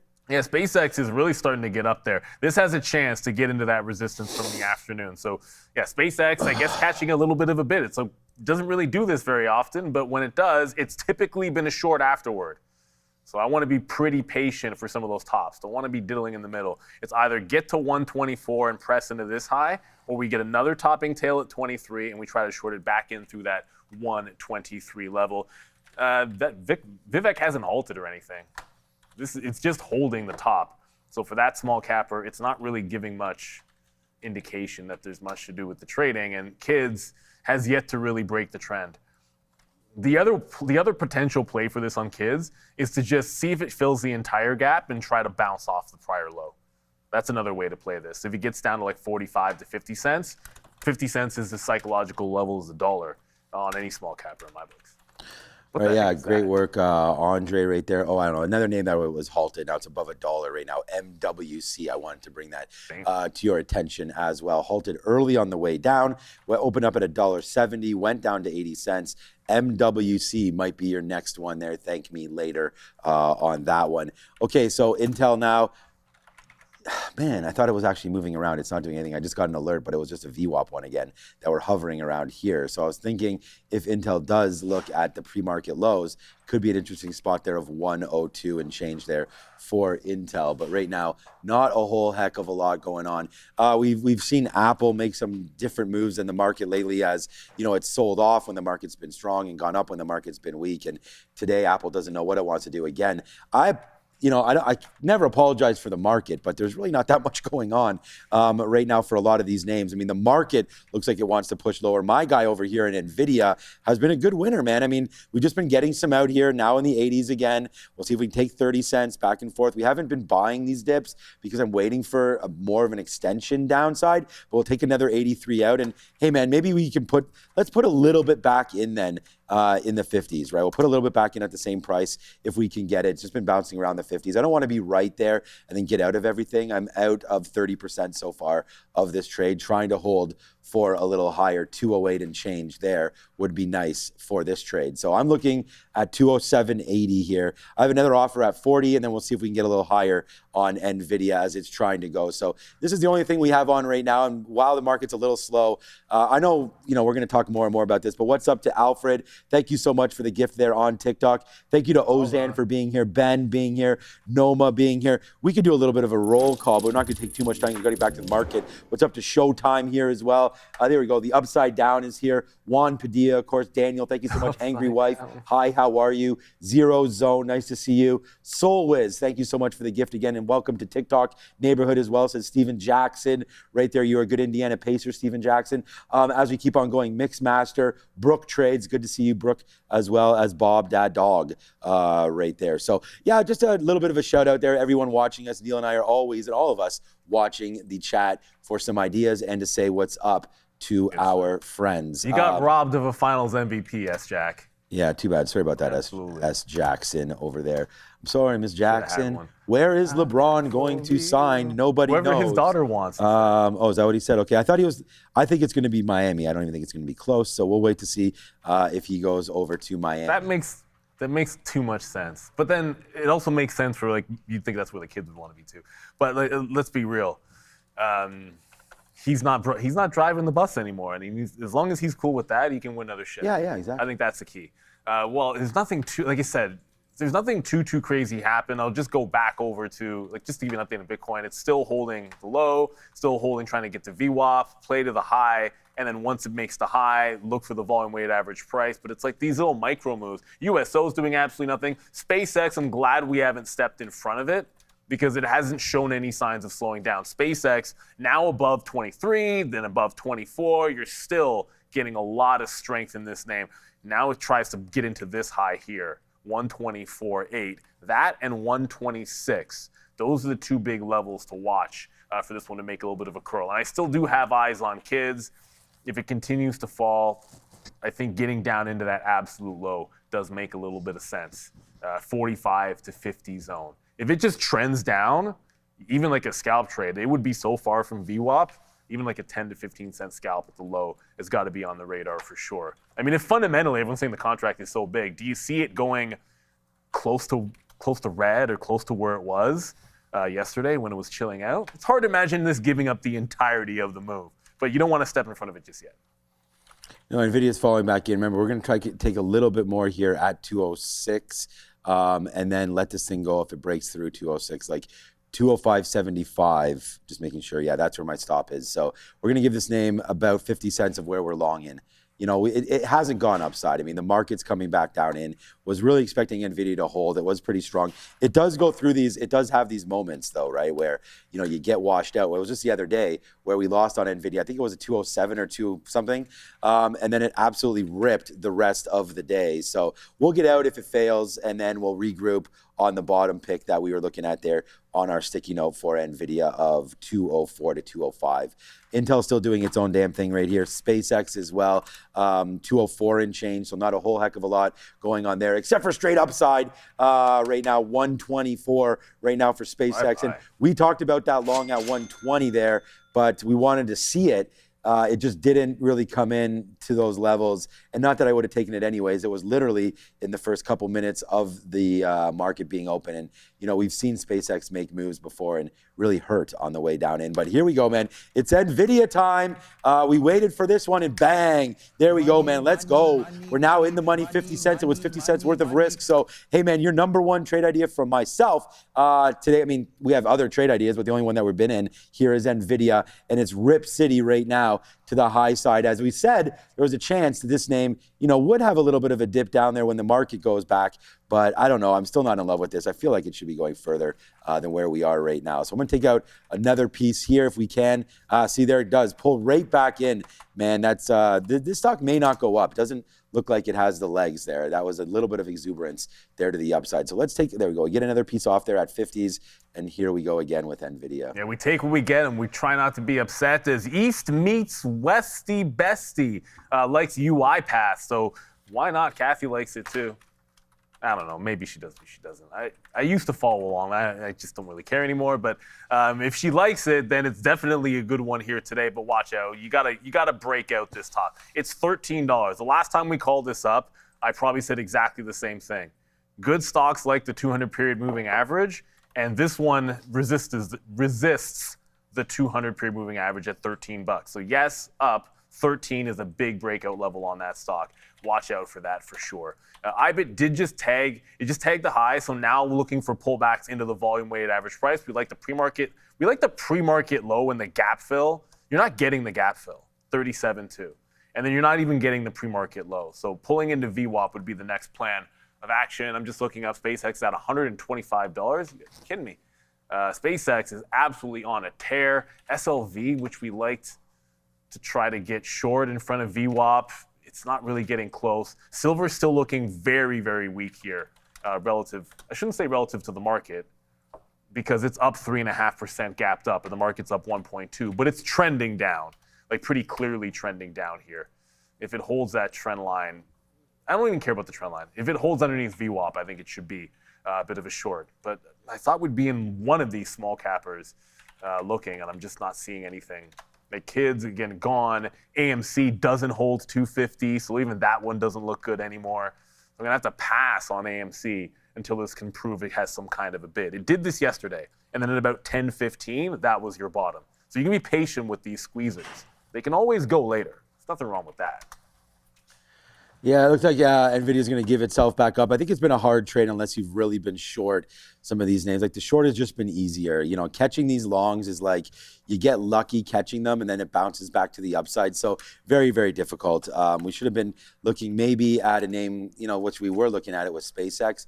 You know, this could have been something that we had, you know, maybe focused a little more on there this morning, and it just kept on going to the upside. You know, playing this game of trying to catch bottoms and whatnot, it just doesn't seem to be working out. And there goes NVIDIA. Now we're just going to wait for the levels that we actually talked about there, the 204.50 and whatnot there for NVDA as it's coming back down. Yeah, 204. Let's go to 205 almost proper here.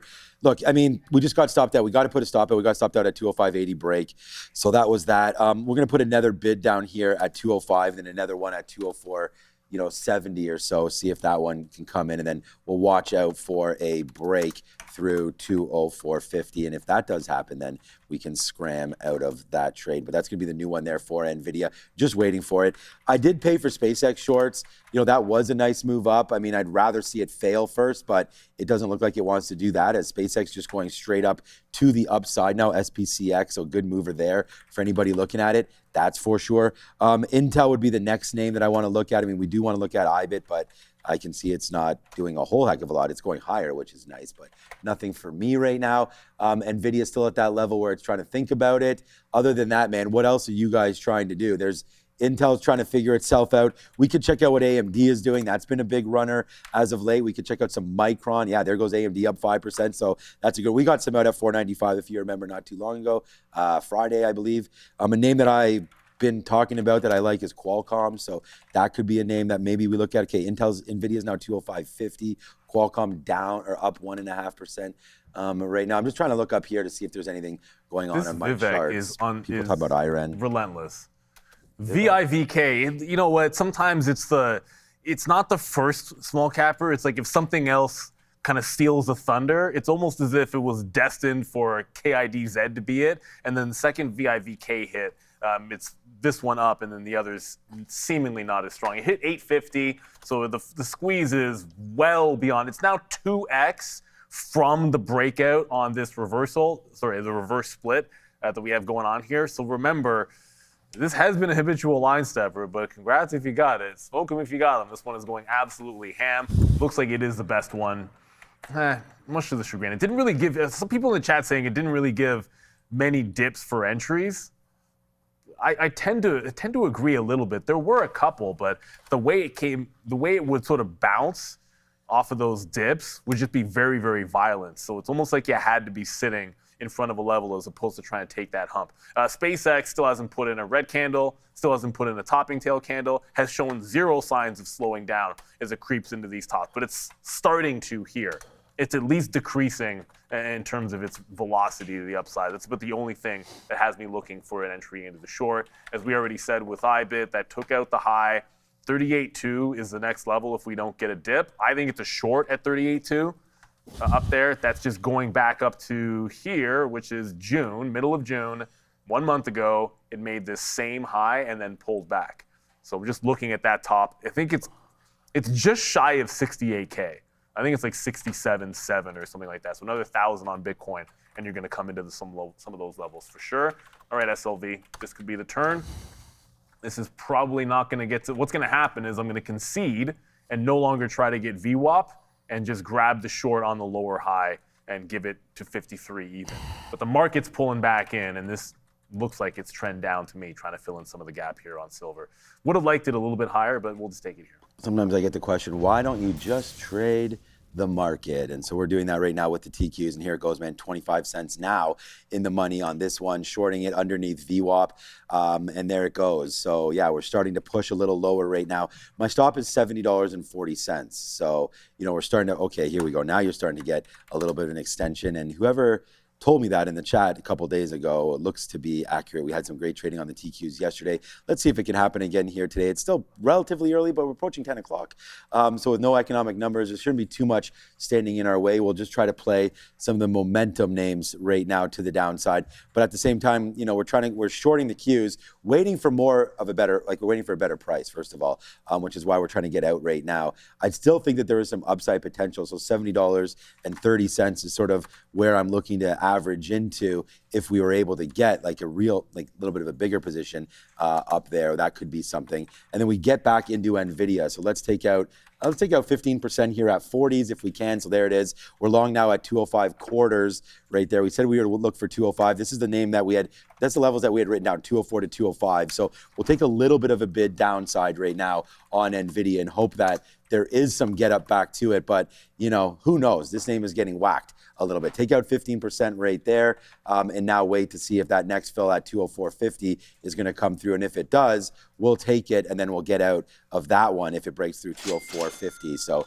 here it comes back in. NVIDIA is making the move lower once again. We're short the futures, but we're long NVIDIA, so that doesn't make too much sense. So we'll wait to see what ends up happening at 204.50. Well, to that point about the Qs jumping on the trend, there says Nick W. Hey guys, clear trend on the Qs to the downside on the 3-minute. You're staying short till it breaks out of that downtrend. Been a good winner today, no questions asked. Tina Man's over there on the short, and the market it's up 1%, but it has been trending to the downside. Look at that, kids. It's spicy. The small flow and all that stuff.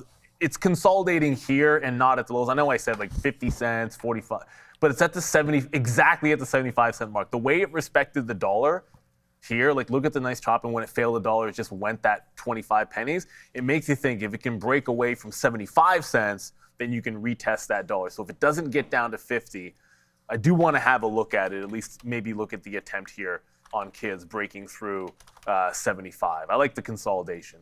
I just can't, it's not going to sit here. Kids is not going to sit here in a 5-cent range for the rest of the day. Either it breaks lower to give you that 50 shot. I didn't even pay for locate, so at this point I can only go long. It would have been worth it at $1. Oh, at for kids? kids. Oh, but we like don't have here, shorts? like I don't want to short it down here. I'd rather look for some kind of a recovery long. You need to short the dollar level, so I'm not going to pay for the locates. I didn't even price them out. My guess is they're probably super cheap. I mean, now that I'm with you, because now that it broke $1, it's kind of like I'm not super excited about it at all. Here comes NVIDIA. Let's go. Kathy Wood bought SpaceX. Did we know that? Is that what you talked about with Kathy Wood? No, I'm just hearing in my ear that like I think it was a Kathy Wood situation. Derek can confirm that if she sees anything on SpaceX, but that wouldn't be a surprise to me. That doesn't it would fit, the ARK Innovation ETF, I would think, right? I mean, if there's anybody innovating right now, I mean, they're trying to mine asteroids. So it looks like she might have gotten involved last night, as far as I can see. She increased her stake. So it's not There we go. So, and this is, again, not new information. I hadn't seen anything. I just looked into it because you guys mentioned it. But this was not something I was seeing circulating at all. Okay. Yeah, okay, but that would make sense. I thought she was already in. If she bought last night and increased her stake, I mean, that would make sense why we're going upside. Okay, man, it's funny because we lose on the TQs because that just ripped upside, and we didn't really do anything else. We got some in at 30s there and got out at 40s. So we lose a little bit on that one, but we do appreciate the move higher here in NVIDIA. But that looks like that might go the other way here as well. I'm going to try one more time to the upside here, breaking through 70.50. I don't want to be that guy that just keeps on, trading the TQs until, they ruin our day. So we're just going to wait now, give this a little bit of room. If it pulls back, great. I mean, that was a shot to the upside like crazy there in the futures. So maybe it's a little overdone, but hey, now I kind of feel okay about it. We have the NVIDIA long and the market short, but these prices make me feel a little bit better as we're near the pre-market highs. So there's a little bit of a dip down. We'll take some profit there. I think we just got a 20. I don't know what fill we just got, but it just went to the downside there. All right, well, you know what I'm doing right now, shorting the market and trying to figure out this NVIDIA trade. It's been a difficult one today. Let's go back over now to the desk with Miss A.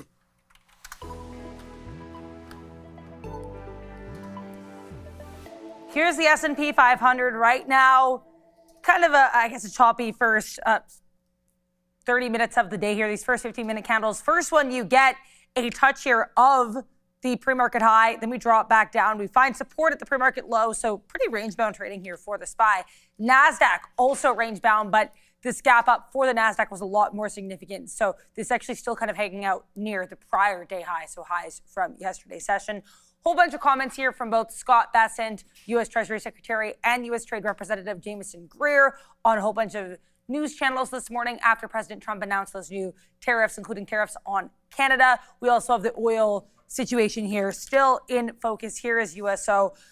Nice pre-market move up right now, though, actually falling in the first couple candles of the day. Here is CRCL. Keep an eye on crypto, guys. We know that we're seeing some speculation. We could be getting Democrats and Republicans meeting to discuss the Clarity Act today, following a whole bunch of meetings about the Clarity Act, including those with President Trump that occurred last week.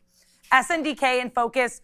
Again, a lot of really strong performance here from some of these memory names. Here's SKHY, here is MU. These right now struggling to hold their early strength, but gapping up along with a lot of these semiconductor plays, following strength in the overnight session in Asia. And last but not least, earnings in focus. GM, choppy pre-market action, decent action here off the open.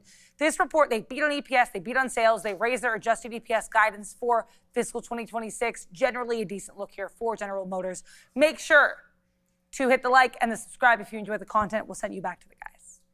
We keep on losing here on NVIDIA, but this market is, I was just saying, someone was like, yeah, just trade the futures, but just went down into 69.80. We take a couple good fills here as we got stopped out and got right back into this as the trend has been our friend, but then we lose the bid there on NVIDIA again after taking, at least we're able to get some out there on NVIDIA, but yeah, this name continues to fall down. Probably a better look, I mean, we got stopped out right here, so it's okay, but probably a better look maybe with Intel. We'll have a look at that after we talk to you about Trade the Pool. Markets have been extremely active lately, and for traders, this kind of environment creates, of course, opportunity. And I do want to thank right now Casey and everybody that's been dropping the memberships in the chat. To take advantage of this dip in the market and this volatility, you have to have discipline and access to capital, and that's where Trade the Pool comes in. Instead of being limited by the size of your own account, traders can access firm capital and focus on executing their strategy and managing risk. No more fear of blowing up your personal account. No more moving your stop loss too early because you're worried about your own savings. This is what we call, of course, limited risk trading, and you need to take advantage of that with Trade the Pool. Go visit them, tradethepool.com, scan that QR code that you see live on your screen right now. It'll take you right there. So thank you to Trade the Pool for all of that. And again, we had some super chats, we had some gifts before. I don't know if I can find them, and I just want to see who it was. Shout out to Ninja there, SMR to the moon. I'm going to talk about Casey in just a second if I can find it. What's up to Nick W? Yeah, you just focus on that. Someone else dropped some super. I don't know if it was you, maybe it was Casey, but again, thank you so much. There it is, Casey526, 10+5 memberships right there. Go grab it. You get Sharif's morning note. And thank you to the individual who dropped them before. If you put it in the chat, I will obviously call you out one more time, but we were just busy with some of these trades, so I missed it. But yeah, so far so good here. This is a big position. Our biggest position was in NVIDIA, but we do get a nice little dip down right now on the futures with the TQs, and NVIDIA just didn't hold any levels. That was kids, by the way, now 73 cents. NVIDIA didn't hold.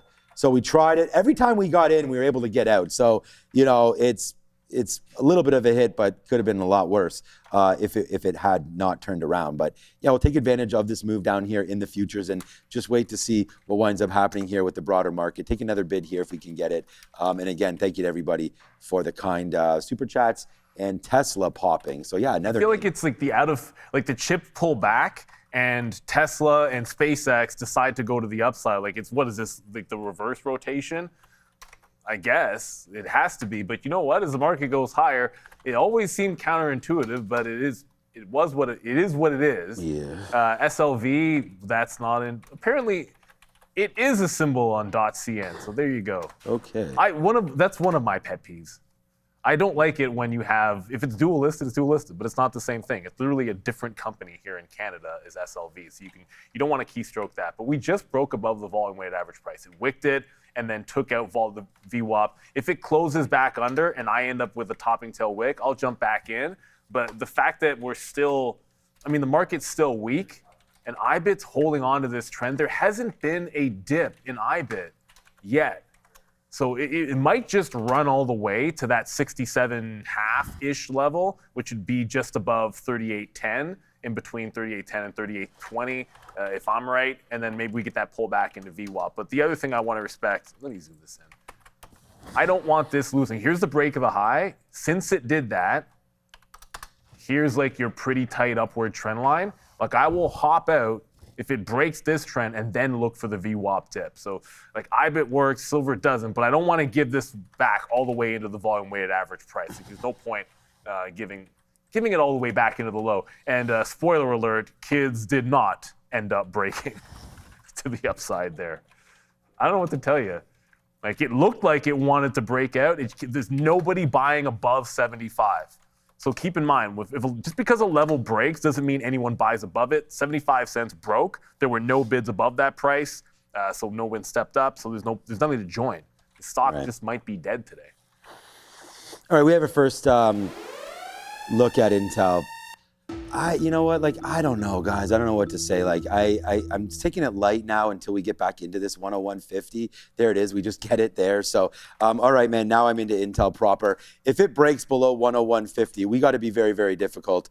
We got to be very careful about what we're thinking here with Intel. It's dancing around here. I thought it would have been actually a little bit more of a move higher here on Intel. It doesn't seem to be giving us the goods right now on INTC. So let's just be careful with it. Right now, if it breaks below that 101.50, that's going to be a target area for me to be concerned with this move. So we did have more layoffs was part of the story here today for Intel. I thought that was going to get them a little bit more, efficient, but maybe not, as it's still up 5% is a good one, but it just really hasn't been able to go. Our first little take was there. Now let's see if it can break above 102 and maybe get back up into VWAP like 103 and change the market, though. It's a good thing we're short the market, but it's not a good thing to be long, apparently, some of these other names, with including my biggest loser today is NVIDIA. So we're back small into that long just to see if it holds off of our levels of 204. I want to give it to 204 this time.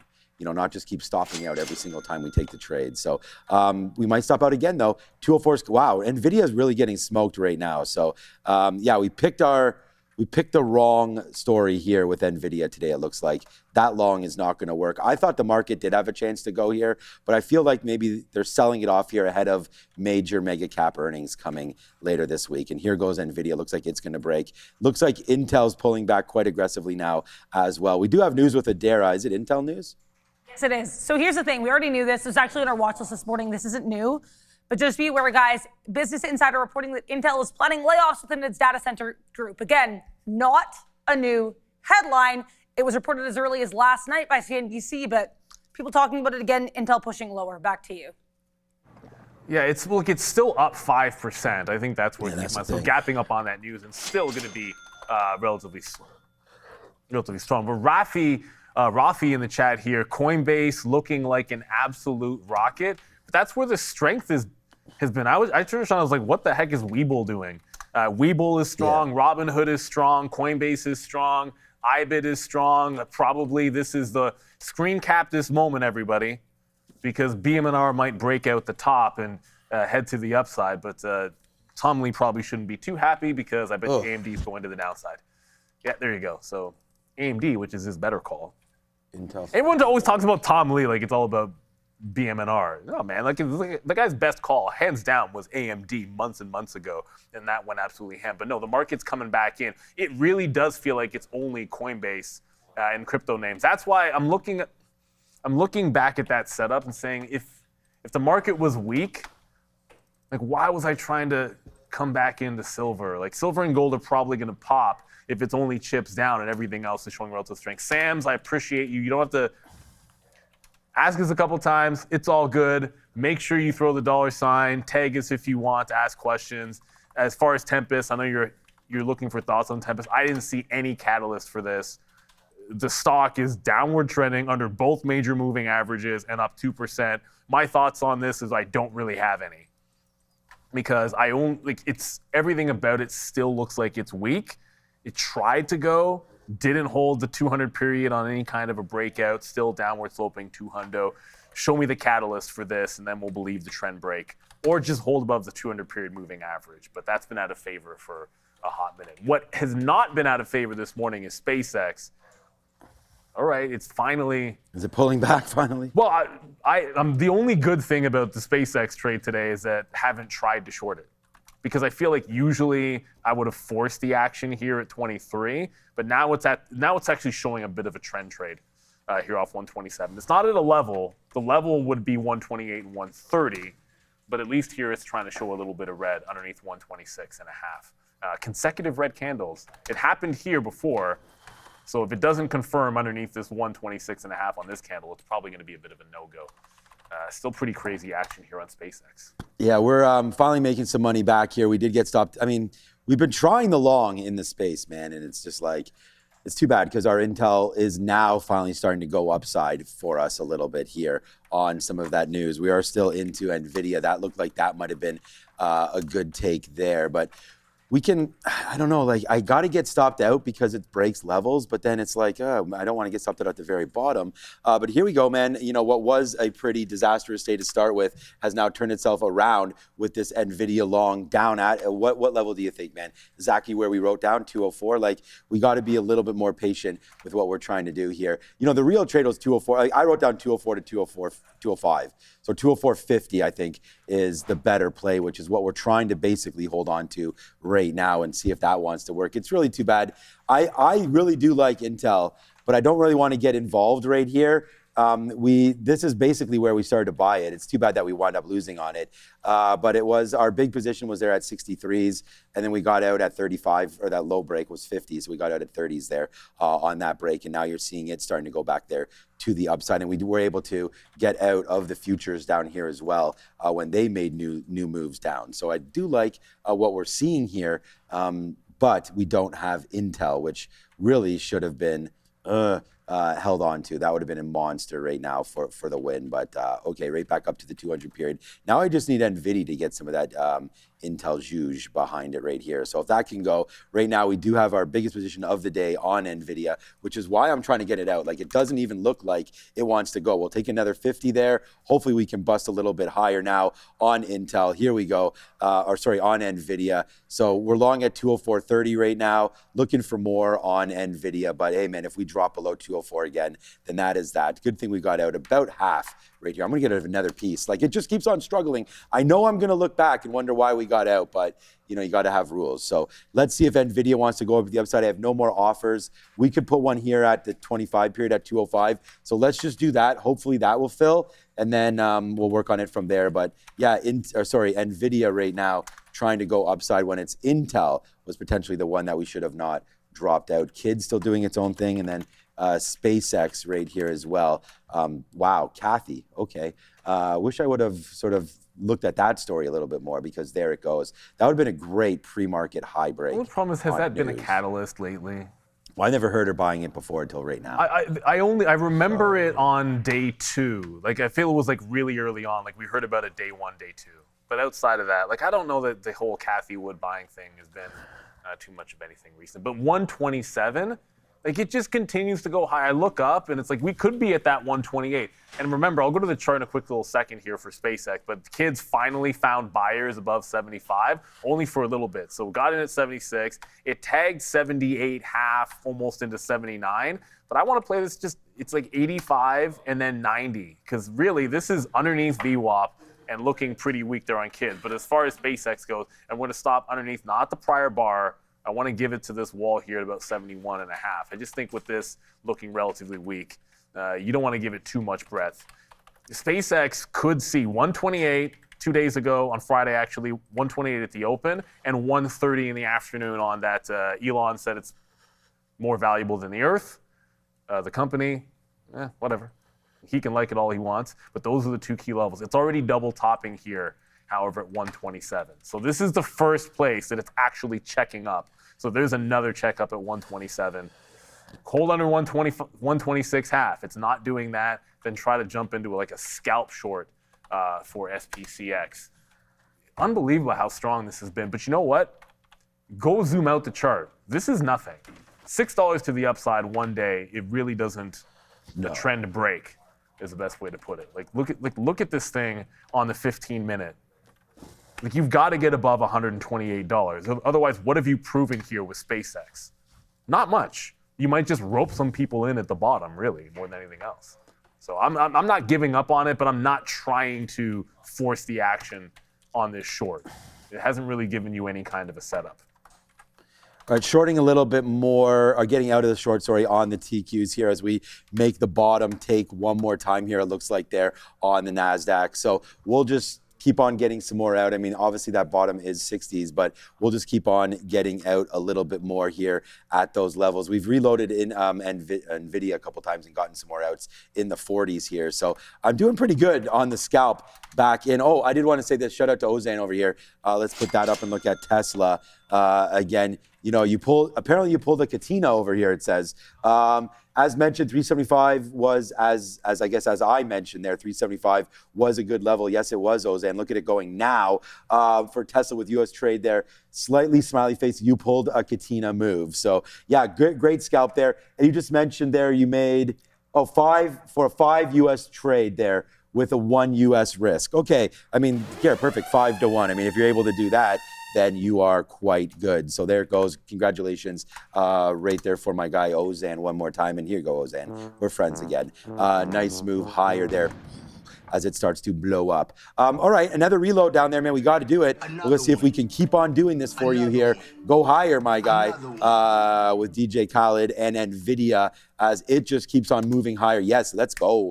All right, man. We're right back into it right now with NVIDIA. All of this turning positive momentarily here on our NVIDIA trade. So let's see if we can get back up into 205 and changes. There goes the market. The one that I'm going to lose sleep over, which is going to be none of them, but would be Intel right there, getting stopped out at the lows and now about $1.50 higher than where we got stopped out at. But here we go. Dollar clubbing goes NVIDIA, and a couple good outs there on the TQs as we make our way all the way back up to the upside now on the TQQs. It's NVIDIA right now that's cooking with gas. Yeah, the market is absolutely cooking with gas. DRAM doesn't want to get above VWAP. That can't seem to go anywhere. The memory chip names are just looking incredibly weak. It feels like maybe they're not the jam. AMD's looking much stronger than them as well. Looking up at SpaceX. I can't take my eyes off SpaceX. Oh, good. Because it's now you're going to get 128. Like, give me a break. Thank God we are not short this stock. Almost 7% to the upside here on SpaceX and not really showing any signs of slowing down at all. I didn't really like Intel, but if you're getting everything else up, then I got to look at SMCI here today. This is one of the chip names with some squeeze potential. At no point was this breaking or threatening the lows when the market was breaking the lows. God forbid SMCI would be relatively strong. 24.8 potential breakout. If I see the Nasdaq breakout and this goes with it, I don't like the stock. But if you're going to do a double top breakout at 24.8, then it's got to be worth it. Now let's go to the small cap recap with Adara. Kids is still trying. It's right at 75, so it's right at our entry level and trying to go. Let's see what other small caps might be moving. Yeah, let's go small caps. Yeah, kids, KIDZ, they're not going to be on the small cap recap because I wanted to switch it up a little bit. So good point there, Neil. I want to start here with Vivicor, VIVK. This name pulling back a little bit now, but sharply to the upside, announcing 4 recurring fiscal crude oil purchases and sale transactions with 2 unnamed clients. Cumulatively, these contracts are going to be worth $289 million per year. And actually on oil briefly, just to go off the small cap train for just a second, we're getting some comments here from the JMIC, which again, an oil-related association here, talking about oil, saying that Hormuz Strait commercial traffic fell to a 3-week low. The situation is still classified as severe. For VIVK, you've got a $4.5 million market cap and a 400,000 share float. SLGB is up next. Here's Smart Logistics Global. Couldn't find a news catalyst for this one. I've seen them rally in the past, though. They do have a $43 million market cap and a 3 million share float. Last but not least, HIHO, a name that I saw some people mention in the chat. Decent volume this morning. This is a day 2 earnings play. They reported earnings before the bell yesterday. You did have year-over-year growth for both EPS and sales for Q1 26. $5.8 million market cap, 3.23 million share float. Back to you. Thank you very much there. That Vivek, that's such a disappointment here because it's going to lose VWAP, and maybe Luis will be thinking about shorting that, although this was the best runner, no questions asked. You're not going to, if you had this one early when we brought you guys the news, it did do a couple of dips. I know some people saying these were tricky dips. Look at the bottoming tails on this were like almost a 70 to 80 cents long, which are pretty wild. There goes the movement to 85 for kids. It's trying to consolidate. I'd say this is a disappointing stock, just given what it did at the dollar level. But so 75, 50, those are the 2 spots. I'm going to like 50 way more than this. It's already starting to check up here in front of the 85 level. Now, the follow through is just not what you would like to see. So it's breaking, but we'll take the scalp. It was to 85, but the best we're going to get is effectively like 75 to 80 on KIDZ. This is more likely a short at some point again. but I'm not going to pay for locates until we get closer to that volume weighted average price or threaten to break down the 70 level. IBIT, that's starting to come back into VWAP, so we'll trail out of that. I said we'd trail out of IBIT in here if we lost that trend from the ups right in here. So that trend to the top, we'll trail out and then look for the VWAP bounce here on IBIT. It already took VWAP the first time. If we can get it the second time, fantastic. Let us know what else you guys are watching in here, because to me, not a lot of things are setting up the way we like, and thankfully, we haven't fought this SpaceX. This is the biggest reversal candle it's put up yet. Come on. Just do not make a... If it makes another high, there's nothing to do here if it takes out 127.5. But if it can close under 127, that gives a short entry with a relatively tight stop. But the thing about an entry is it's not giving you that yet in SpaceX. The buying's been relentless all morning long. Yeah, I'm setting it up here, a break of 126. I'm going to go short. So let's see if that winds up happening. Right now, you never know what's going to happen. So we're going to be all over that one very, very soon. That's going to be SpaceX. But yeah, NVIDIA, TQs, I mean, we're still doing the same thing with all of these trades and looking for that SpaceX number. And what's up, Salvador? Yeah, I mean, it's been, obviously, we talked about NVIDIA and what that's been doing today. So we'll have to wait to see if that one wants to calm down. What about IREN? IREN was a big name yesterday that we had favored long, and today, I mean, the long would have been good again off that dip, but you are coming right back in. Rob is coming to save the day, and of course, he's got the red cups. Thank you so much, Rob, as Randy's still busy doing the GT race with his Porsche there, and his little video game remote control car is what I was trying to get at right there. RC, that's it. Okay, so yeah, thanks, Rob, for that one. IREN back to VWAP could be a little bit of an interesting look there as well. So something to look at there. And then yesterday we had Kimi and everything like that with China, and it doesn't look like there's too much going on today with some of these names. But Alibaba now down 2%, and you know they had a great move yesterday, down today with Alibaba. But it's Adara at the desk with an update. You mentioned Kimi because they're actually going to factor into this story here, Sean. So Moonshot out of China, of course, they are the makers, I guess, of this Kimi AI.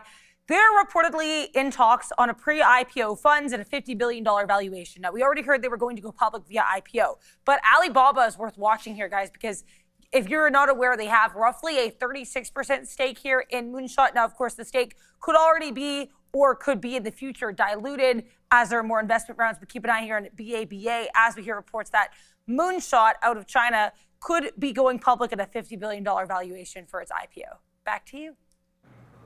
Okay, thank you, Adara. I just realized I don't think there's any billion? big ones here, but let me double check for the week. What day is today? The 21st. Not any. IPO No. China. I just realized I hadn't checked the IPOs for this week at all for myself. So there's nothing this week. There's something next week. Oh shoot, Jersey Mike's is next week. Oh, okay, that should be fun. I'm looking at someone like, yes, Jersey Mike's.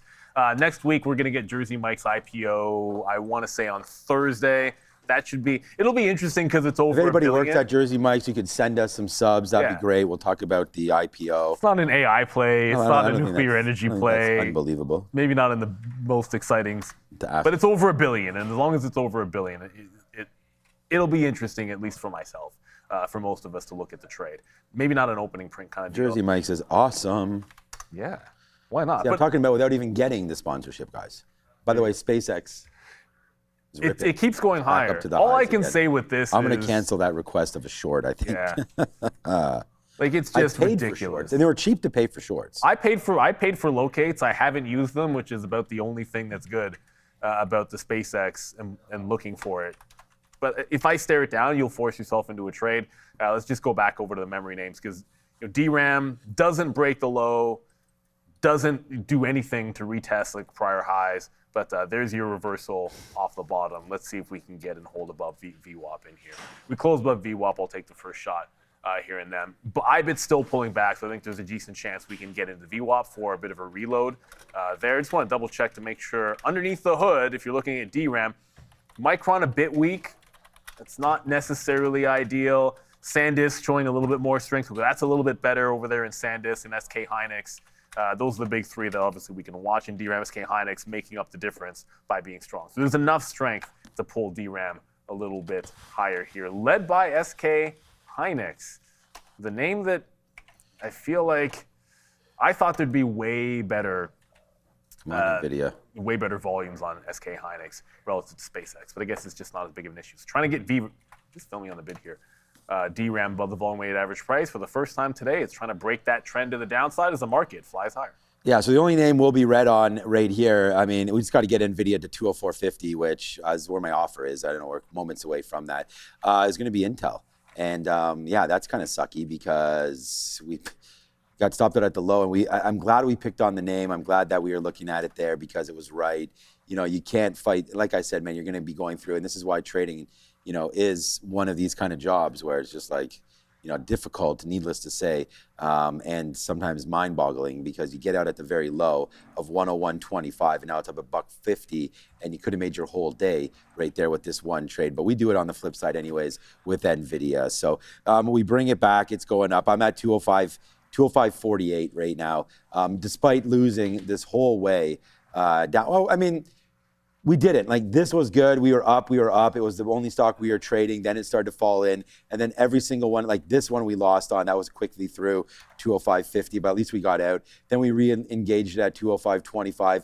Good outs there on the upside. I mean, one of them is 80s, but then we left it to go all the way down to 204.40. So that was, you know, about 60 cents probably worth of a hit. And then most recently, dip buys have been working, but now you're starting just to pull back just a little bit. So I'm going to take an opportunity here, get some more out as we're sort of fading off of the 50-period moving average right now. We haven't been above it since we basically broke it right here. That was at 9:48. You're now about an hour that we've sort of been riding the momentum to the downside. Still okay, man. The 25 period is starting to turn up a little bit, so I like that for some dip buys, maybe at 204. I'm not going to do it, but 204.75 right there. So it's another good out for us, as now you can clearly see that it's starting to pull back down in. So we do what kids was, just to talk, you know, not to say that we only have one negative name. This was negative, but this is like a cup of coffee. You know, the Intel trade is an actual risk on trade there that we lost on. And then the Qs, we made money. So that was good. I mean, our only out is right there. So that was a good one for sure back on this name. So we really like what the TQs were giving us there as far as an opportunity. Now we just wait for NVIDIA. Come on, man. If this can get to that 204, 205.40, man, then we're laughing. Shout out to everybody that's doing this with me. We're now in the money, more than $1, but still just trying to battle back into Greensville there. But okay. Luis Suarez has bitten into the IPO offer in Jersey Mike's, 21 to 25. Jersey Mike's is that good. So you got the issue. Congratulations to you. Probably easier to get that one than it was to get SpaceX and SK Hynix, I'm going to guess. I would say so, yeah. Probably. We'll double check to see how oversubscribed that is. I didn't really read anything on it just yet. We'll see the pricing next week. You'll probably actually start to see the pricing on Monday or Tuesday for that IPO. Vivek is trying to hold VWAP, so congratulations to anyone that kind of stuck with this one at $6. It's doing a much better job than some of the other small cappers out there. There was also that ZYBT that did poorly, and then of course our good friend KIDZ for sure. So like DRAM's trying to get back into the highs. We want to respect that high, that HOD at 57.4. Remembering SK Hynix is strong, but Micron and SNDK, both those two names are, like, one of them's under VWAP, the other one's well off of those highs. So you have a kind of a mixed board when it comes to the memory name, but there's the VWAP break looking for that high and then a potential breakdown to be able to get back in at the volume weighted average price. Okay, here's, believe it or not, SMCI is breaking out. Believe it or not, the stock is not dead. It's not the one you would expect, but it's the one that has a pretty good short float. But volume not very good up here on that breakout. That feels like a let it false break and pull back into the dip. You want to see on a breakout, see how volume's decreasing? Yeah, volume decreasing as it breaks the high. It's a trap. And I don't have my it's a trap button. So I would let this one pull back in and maybe retest the volume weighted average price. And Salvador, I'm glad you got that pun with Luis Suarez. Do not be, yeah, I took a bite out of it. I thought it was more of a Jersey Mike's thing because you're biting into a sub, I thought. He's a footballer. That would have been good. Yeah, I know. I know. Oh, yeah, you know. You bit the Italian guys. Yeah. You know, if you can't beat them, join them. It's about as underhanded of move as you can make. I would think so. Okay, so here we go, man. NVIDIA, I'm going to take out a little bit more upside right now. It is having a problem with this 205.50 area. So we'll lessen the offer there and put something in the 30s now. As we've been just getting out here, it's having a problem with this 50 period moving average and not getting above 205. Like I'm at 205.48. So it's hit 45s a bunch of times when I thought I was going to get them, and we did not. So, we're going to have to get out a little bit more of this trade. And I've traded thousands of shares today on NVIDIA, so I can't tell you how many shares I have left on this trade, but percentage-wise, so I don't know. Probably a third, maybe, on this. But here comes, oops, that's Palantir. Palantir, nice, flat on the day. I don't want to trade a stock that's flat on the day. I was actually going to look at SpaceX. Looks like it may be pulling back off right now of the highs. So finally, we had some red candles there that might have given you some thoughts, but the reason why I'm not like exactly excited about what we're seeing right now is the fact that this move hasn't broken the 25 period moving average yet. So that's been something for me to look at, and it just hasn't been that exciting yet. So SpaceX right now has to break below this 25 period moving average, which is why back here I put it at 126. Thinking that if we broke it, we had some bottom wicks there and then boom, but instead we went down to 126.50 and took off back there to the upside, making that trade invalid. So now we wait, maybe a 127 break now could be something there for SpaceX, but again, I think it's better to short something high side than break it back down. I don't know if this is going to actually move lower. Tesla, talk about not knowing something. This name is just, I don't know if it's riding on the back of that SpaceX or what, but it is absolutely taking off there to the upside now. I mean, sorry, Jose, you were long at 375 and out at 380, but great trade there, up to 383 right now. Goes SpaceX. Look, man, at least we're going to have to pat ourselves on the back a little bit there. Give some hydration nations going on as you see me drink some water, some coffee. But it looks like NVIDIA does fade quite nicely off of that level. So now I don't feel so bad getting so much out. We'll take another piece right here at 205 and now just cancel everything and wait again for 205.50. So that's going to have to be the trade. We're out of enough now. We will reload this down at 204, but only 204 and nothing else. NBIS, I just wanted to see what you... NBIS is blasting higher. Finally. So, we talked about this earlier and it wasn't doing anything. We were like, wow. And you were saying, well, yeah, of course it's not doing anything. There was no relative volume. And then after but there it goes now. It's up double it was earlier. Right there was only up 6%. Now you're up 13%. As all you needed to do was break that pre-market high. It fake breaks it, which is the problem. Like if you take that first break, you're screwed. So waiting for VWAP wouldn't have worked either. It would have only been, and I'm the only one using this right here, the 200 period moving average on a 1 minute chart has been pretty gold there once it starts to develop. So it was really good there on NBIS. So I think you want to look for different catalysts and different technical indicators to get going. It's 10:35. There's a halt down on one of the small good. caps right here. So I just very quickly, it's not looking very good for CPHI. That was another one that got a little bit popular and it was ramping. It broke $2, but 113. This is going to threaten the dollar break in the wrong way for anyone that's looking long. So yeah, watch out for the dollar. It was a 91-cent stock yesterday, but at the close. But there was all this chop in and around the $1 level. So I would suspect that $1 might have some bit of a bounce to it. At least if it tries, that's worth it. But the volume not nearly as good as, what's it called? KID, Kids. Mm-hmm. Kids has way better volume for the same price, so there's just a little bit better action in there. AMD is absolutely churning. We're kind of cresting that top here in DRAM. I said it was VWAP to the high. A little bit of sellers there, so we're going to stick to the rules and not throw a stop order out. Try to get filled at 39s, right up top. All right, we'll move to 38 and see if we can't get the fill. And we'll look for the VWAP hold again, because this could consolidate, break out, consolidate, drop, give us a 57 even area one more time. So again, just want to follow the rules on this. And we might have missed the entry in SpaceX. It was absolutely churning to the upside. I didn't tell. That was it. But it's a heavy secondary candle through 128. Like it goes all the way up to 128.8. This candle here is not really getting you in at 128 near the top here, and then it flushed down like $1. So that might have been the opportunity in SpaceX. But if you chase this down to like 127.5, suddenly to top wick, you're $1.25, even to like a reasonable stop, you're just giving it a lot of room. And giving it a lot of room when you're against the trend is not the way to go. You want to give it more breadth if you're going with the move. When you're against it, I'd rather look for an entry with a tight stop. So we'll stop to fail on SpaceX. We didn't even try it today at all. That one's been absolutely on a tear. AMD, double top. So DRAM double tops, NASDAQ's double topping, AMD double top, IBIT also double topping here, potentially at 37.9. Never got to VWAP to get me that reload, but still putting in lower highs. So structure is still making a shot at a lower high to get us back in at about 37.7.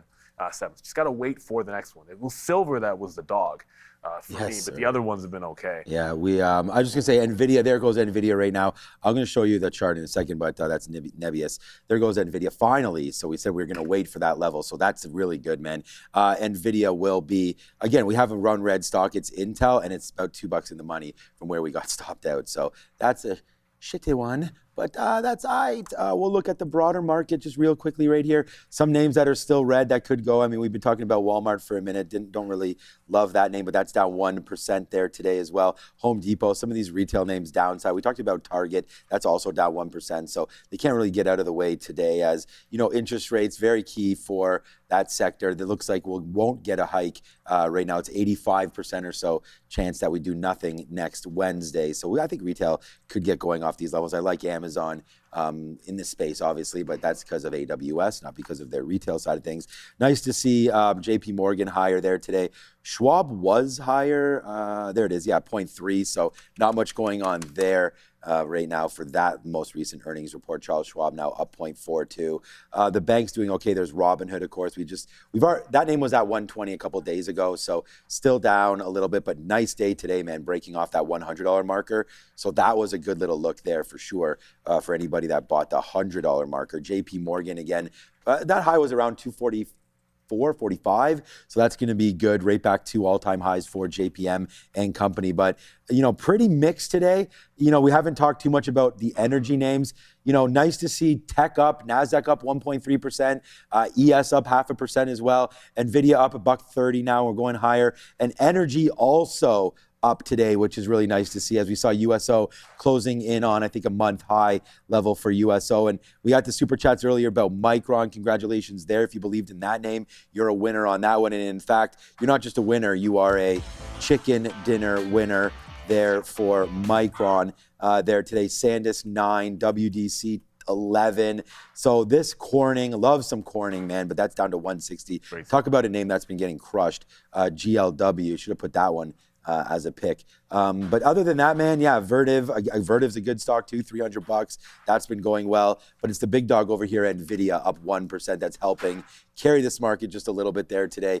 And I'm not sure what Apple was doing, but there's Intel going higher, and we're just waiting for NVIDIA. Like I said, we're back to positive here. Just need to get it going a little bit to actually make some money. Looking at VWAP up there at 206. And before we go to Neil or to Adara, whatever you guys want, Apple starting to get it off the bottom as well. Yeah, 322 there for Apple. But all right, without any further ado, it's 10:40, and it's probably happening now because I just did it. So let's go over to Adara at the desk, who will do a much better job than I did.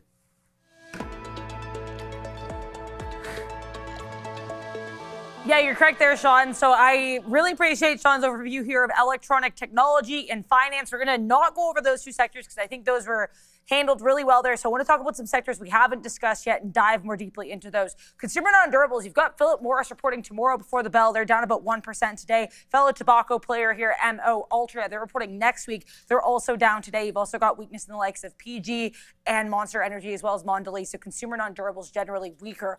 Also generally weaker here, utilities, industrial services, commercial services. Retail trade getting hit really hard here with the exceptions of CVS Health and O'Reilly. Everything else here pretty bleak. Health tech, on the other hand, you've got strength from the likes of Eli Lilly, Johnson & Johnson, AbbVie, though you have DHR here, Danaher pulling back almost 14% on earnings. Stay tuned on Exit TTV Research for an infographic on Danaher coming this afternoon. You also have your strength in producer manufacturing, strength in consumer durables. And let's talk about tech services because, as always, I find this sector to kind of be one of the most interesting. It often doesn't have everything, performing together in the way, for example, you see electronic technology all to the upside, tech services kind of all over the place. You have a lot of weakness here in some of these cybersecurity names, even as Fortinet announces a partnership with Intel, and Palo Alto Networks is named the top pick for the quarter by one of the analysts today. That actually did happen, right? You do have a strength, though, in the likes of Cadence Design Systems. They report next Monday after the bell. You also have AppLovin to the upside, and Oracle trying to bounce off of that 120 level, currently up about 3%. So mixed look as always for tech services. You've got a lot of strength, a lot of weak. It really depends on what area of the market you're looking at. Back to you. Thanks, Vera, for sure. And yeah, it really depends on where you're looking. It's still been an inside day overall in the market. Threatening to break out is that DRAM. But remember the other breakout in the chip sector that we're tracking? Well, SMCI did go. It got that, like 10 cents after that break of the prior day high. But the dip ends up coming back into, again, the prior day high and current day high in here. So yeah, joining the trend would have to mean taking a shot in here at the 80s the second time through. So I'm going to jump in.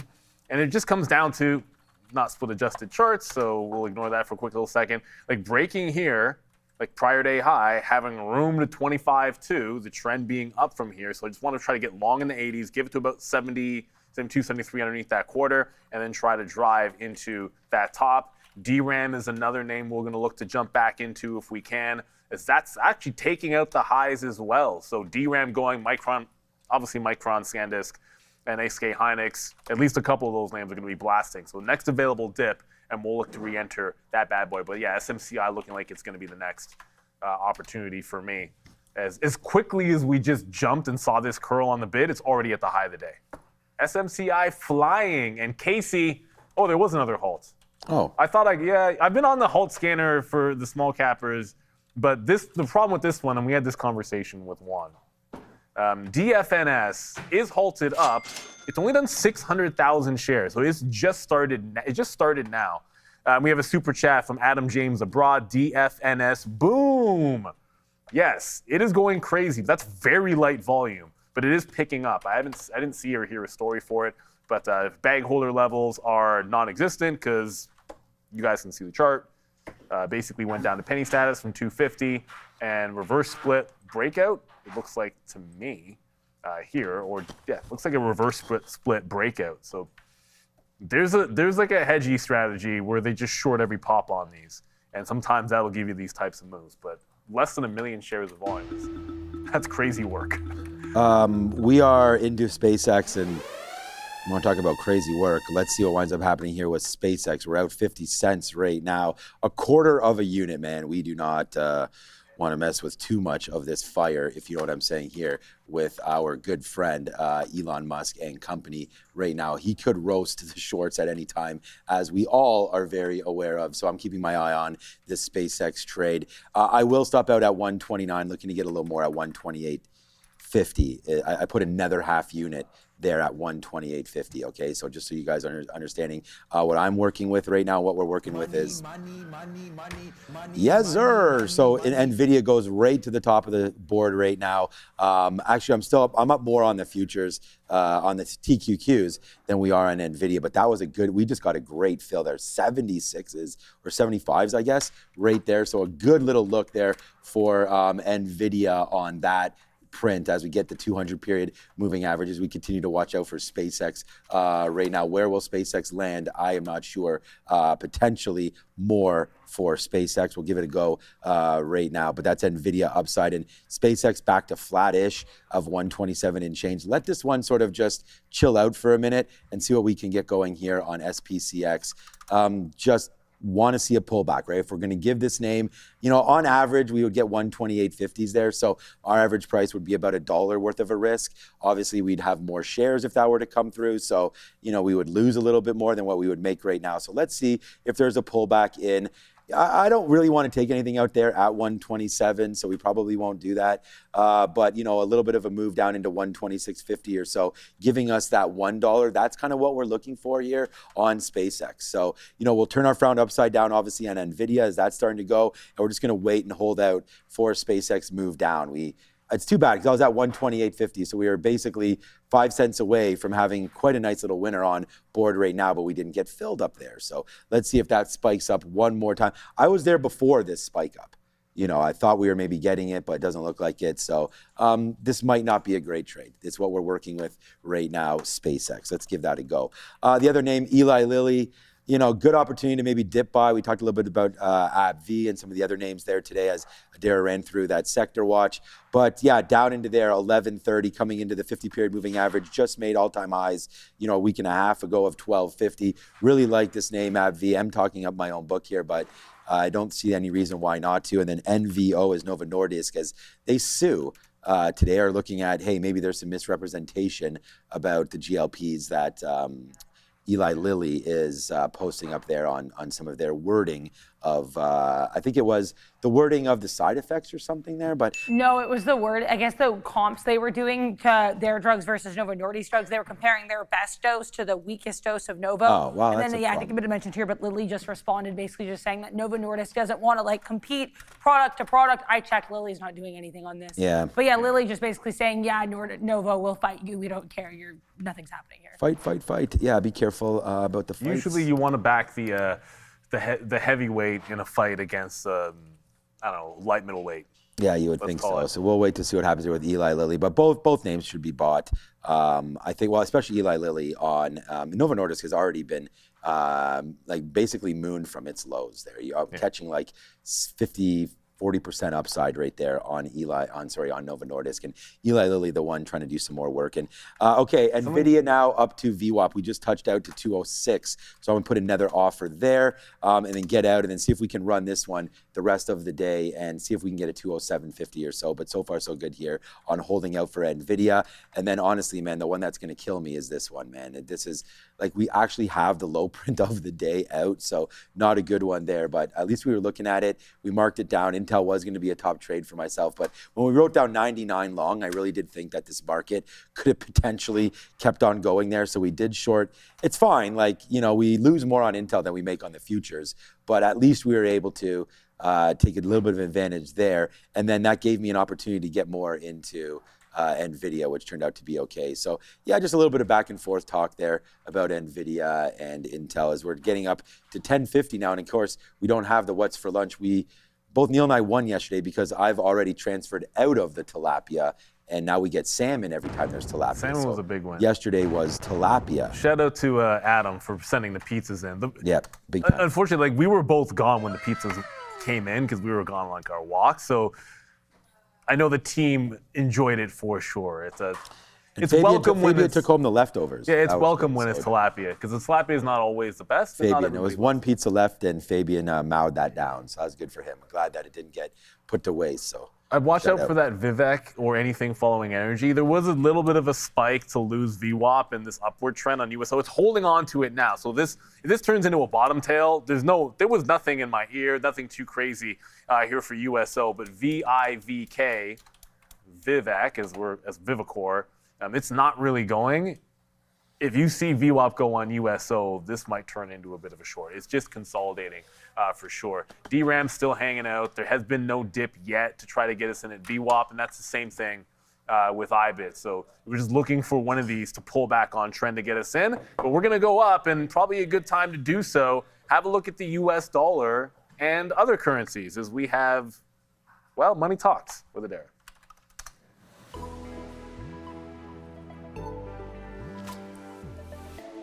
Sorry, guys. I just also want to let you know, Press TV in Iran reporting that the IRGC in Iran has hit a U.S. radar at the Jaber base in Kuwait. So more tensions here between the U.S. and Iran. Let's take a look here at the U.S. dollar. This is its fourth straight green day on a week where we really don't have any economic data to speak of. You've got some PMI prints, again, not a super closely watched metric by any means on Friday. Next week, though, you get a lot of interesting stuff.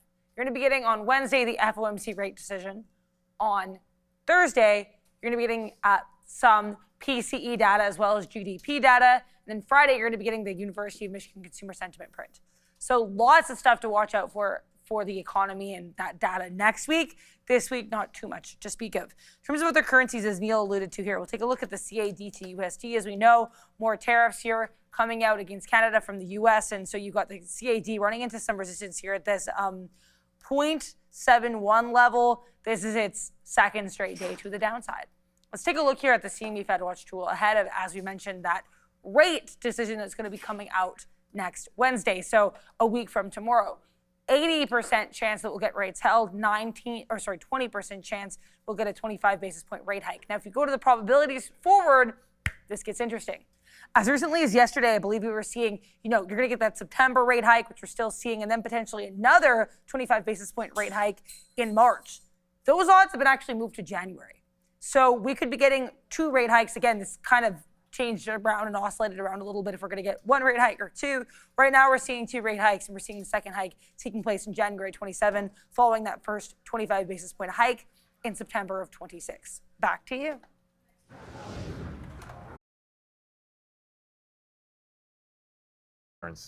About, as far as I'm concerned, there's still some concerns about inflation and whether or not you believe it.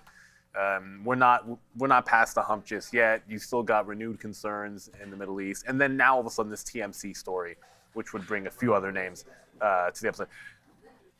Should we be saying what happened with a TSM story? I should have said, because they're raising prices. And that's going to go down the line to a lot of consumer electronics. What has been falling all morning and broke the trend finally is AMC. That's why I said TMC, because I have AMC up and I meant TSM. No, finally broke the trend, holds the quarter, so fails the 250 break and holds the quarter. And if this one isn't any good, then the $2 level, I guess, would make some logical sense. But I'm hopping on the bid here at 230.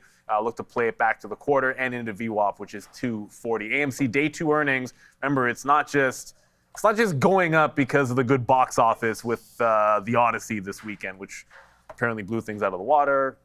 People are saying good things, people are saying bad things. You know what?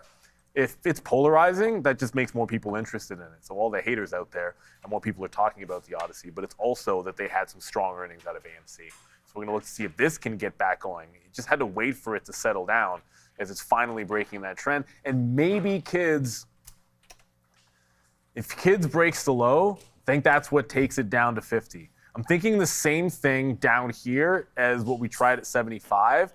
Like, make that bottom down into the prior lows. Here, we'll zoom out to 15-minute. As you can see, like, it gets to 60, there was support, and then down here at 50, there was some chop. So these are the areas to look at. It already tried to bounce at one of these consolidation levels and just wait till the next and take another shot at kids. Its volume it's still very good. Despite falling off the cliff, it's still 220 in volume.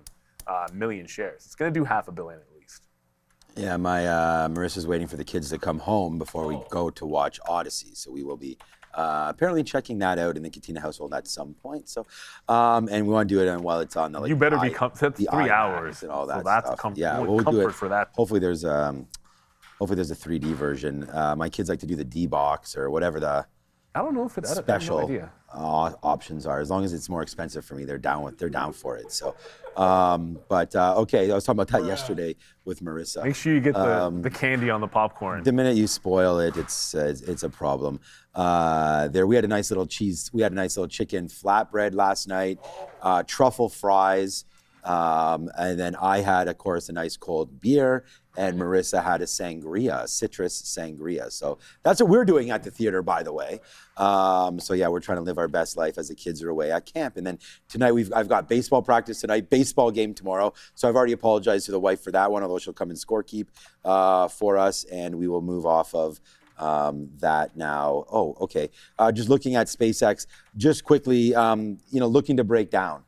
So we took the short. It only went against us. I mean, that was one spike there that went against us, I guess, almost $1, I guess. Looking to get more short, just too bad we didn't get it. I'm going to take a little bit of a fill there at 28 if it does come up, but our stop is still 129, which may get run today. It's looking more and more like that it will get run. So let's just give that a little bit of time now for SpaceX to develop into something. This one, I think, is well worth the risk to reward. We're only going to trade it with, at most, right now we have a quarter of a unit. Going to try to get a half unit, if not a full one, and then just give it that buck, right? If it runs 129, we're out. So our average price, we're going to take a 128.50, and then a little bit of 128. So our average price will probably be 40s. So we'll give it about 60 cents there to the upside and see if that winds up breaking through 129. That's going to be the ultimate play for me up there, and we'll just give it a go. We didn't look at USO too much here today, but as I already mentioned, I thought it was at its month high for sure. The highest it's been in over a month, as the last time we were up here was June the 11th. So yeah, now starting to extend out a little bit, which is great to see for those of you that were long oil. And at least we had talked about it down here and thought that it was overextended. You know, I had Brian Shannon on here, Steve Tileman, I asked them all about this overextension there in USO. No one, of course, calling bottoms or anything, but that's a good move right there, back all the way up. I mean, that's from 103 up to 128. So we like that. I was happy enough with it. I exited out of my XLE trade. I guess it was Thursday or Friday of last week. So right here on this bump higher there.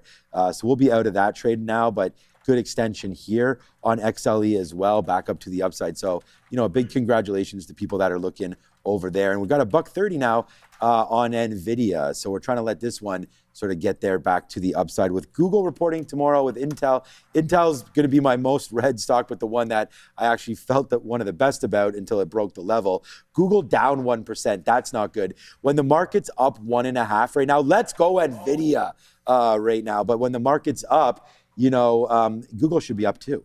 So it's not. We had some Gemini worries as traders now, maybe taking some profit, but yeah, we're at an interesting level as we get ready for earnings tomorrow night. They're also taking profits on Nova this morning. They report before the opening bell, so I think the only major tech name that's going to be before the bell tomorrow, and then they matter because it's powering the data centers. That's all the new rage. So this is one where it's more about what it means for the overall market. And with the strength that we're seeing, it's not coming back into this name. So that's your Nova, your Vistra, your who am I forgetting? Vertiv is a good one. Yeah, that's another one. And it's Constellation. That's another one to think about here. So those are all going to be in play tomorrow morning for sure. Coach says that Intel looks really good. Constellation's well, anything can happen going into earnings, man. Like it's hit the bottom, hit the top. Can it actually take out some of those highs? Another interesting. I'm going to take a second shot SMCL. The first time when it ramped off this level, the 24.8, didn't actually get the fill coming back up. This time we're going to take a shot and see if we can't get it. Got to close green. You want to make sure it's actually holding that 24.78 level, or you're waiting for the volume weighted average price. And Coach UB, I don't think it's strangely up on Intel. That wouldn't be the way to describe it. The market's higher. All of the chips have gapped up today, and there was lots of chip strength overnight. And cutting costs is still going to be a positive. I just feel as if the big headline for them is going to be the yields. Continuously improving the yields and positivity coming from the conference call on that front is going to be a big deal for them. Like I think that's what I'm going to care about in the call probably the most, and we'll find that all out tomorrow after the bell. Let's be real. So go ahead. No, NVIDIA is just absolutely ripping right now. And it's too bad. What's up to Coach and everybody and Neil and everybody there, because Intel was my #1 trade idea, and it turns out to be my biggest loser there as we were trying to go long right there on Intel. We wrote down $99, and so look where we got stopped out right there, a break of 101. And again, like, too bad, because that was at 10 o'clock. Just thought that we were going to lose it. Now it's huge up to the upside. There goes NVIDIA, man, just breaking through. So finally starting to get, there's some news about NVIDIA, about their processors are, run. It's the NVIDIA processors are better, some sort of benchmarking better than AMD. So there goes NVIDIA right now, lots of volume, starting to get going right now. There goes NVIDIA. Yes, sir. Hit it, Sharif. It'll be your #1 stock here today, mine anyways. There goes NVIDIA to the upside. We are now $2.50 in the money on NVDA as the party won't stop over here. And there goes SpaceX. Your boy is starting to cash now, baby. Just as it's time to go over to the midday show, we're starting to do a little bit of work over here on SpaceX and on NVIDIA. NVIDIA now $2 in the money. SpaceX now 50 cents in the money. Take a little bit of a bid out right there. But here we go, man. Now we're cooking. Thank you to everybody. We'll go to Adair, then we'll go to the midday show. It's been a good one. Thanks, Neil. Thanks, everybody, today. We'll see you later. Go NVIDIA, go SpaceX. We got it. Yeah, we'll talk about NVIDIA and AMD in a minute, but I also have to talk about this Google headline. GOOGL and the move, the companies announced that they are testing their Gemini 3.5 Pro with their partners, and they aim to release it widely quote, once it's ready. They also announced Gemini 3.6 Flash, Gemini 3.5 Flash Lite, and Gemini 3.5 Flash Cyber. Now, why is this significant? Because we know last week we were hearing reports that they might even be delaying this Gemini 3.5. So just it sounds like they're ready to release this soon, so that's going to be a bit of a change of pace. They've already apparently begun training for the Gemini 4 AI model as well. Now it's time here to talk about NVIDIA and AMD. So here's the headline. NVIDIA just announcing that their Vera Rubin AI platform is on schedule with customer testing underway. Apparently, they said that the new Vera CPU outperforms AMD's Turin and that their platform remains on schedule for a rollout in AI data centers. So again, just NVIDIA basically big upping their own platform, saying it's better than AMD's. That's really all we have here. And then just to recap that Google story one more time, Google providing a whole bunch of AI updates. Back to you.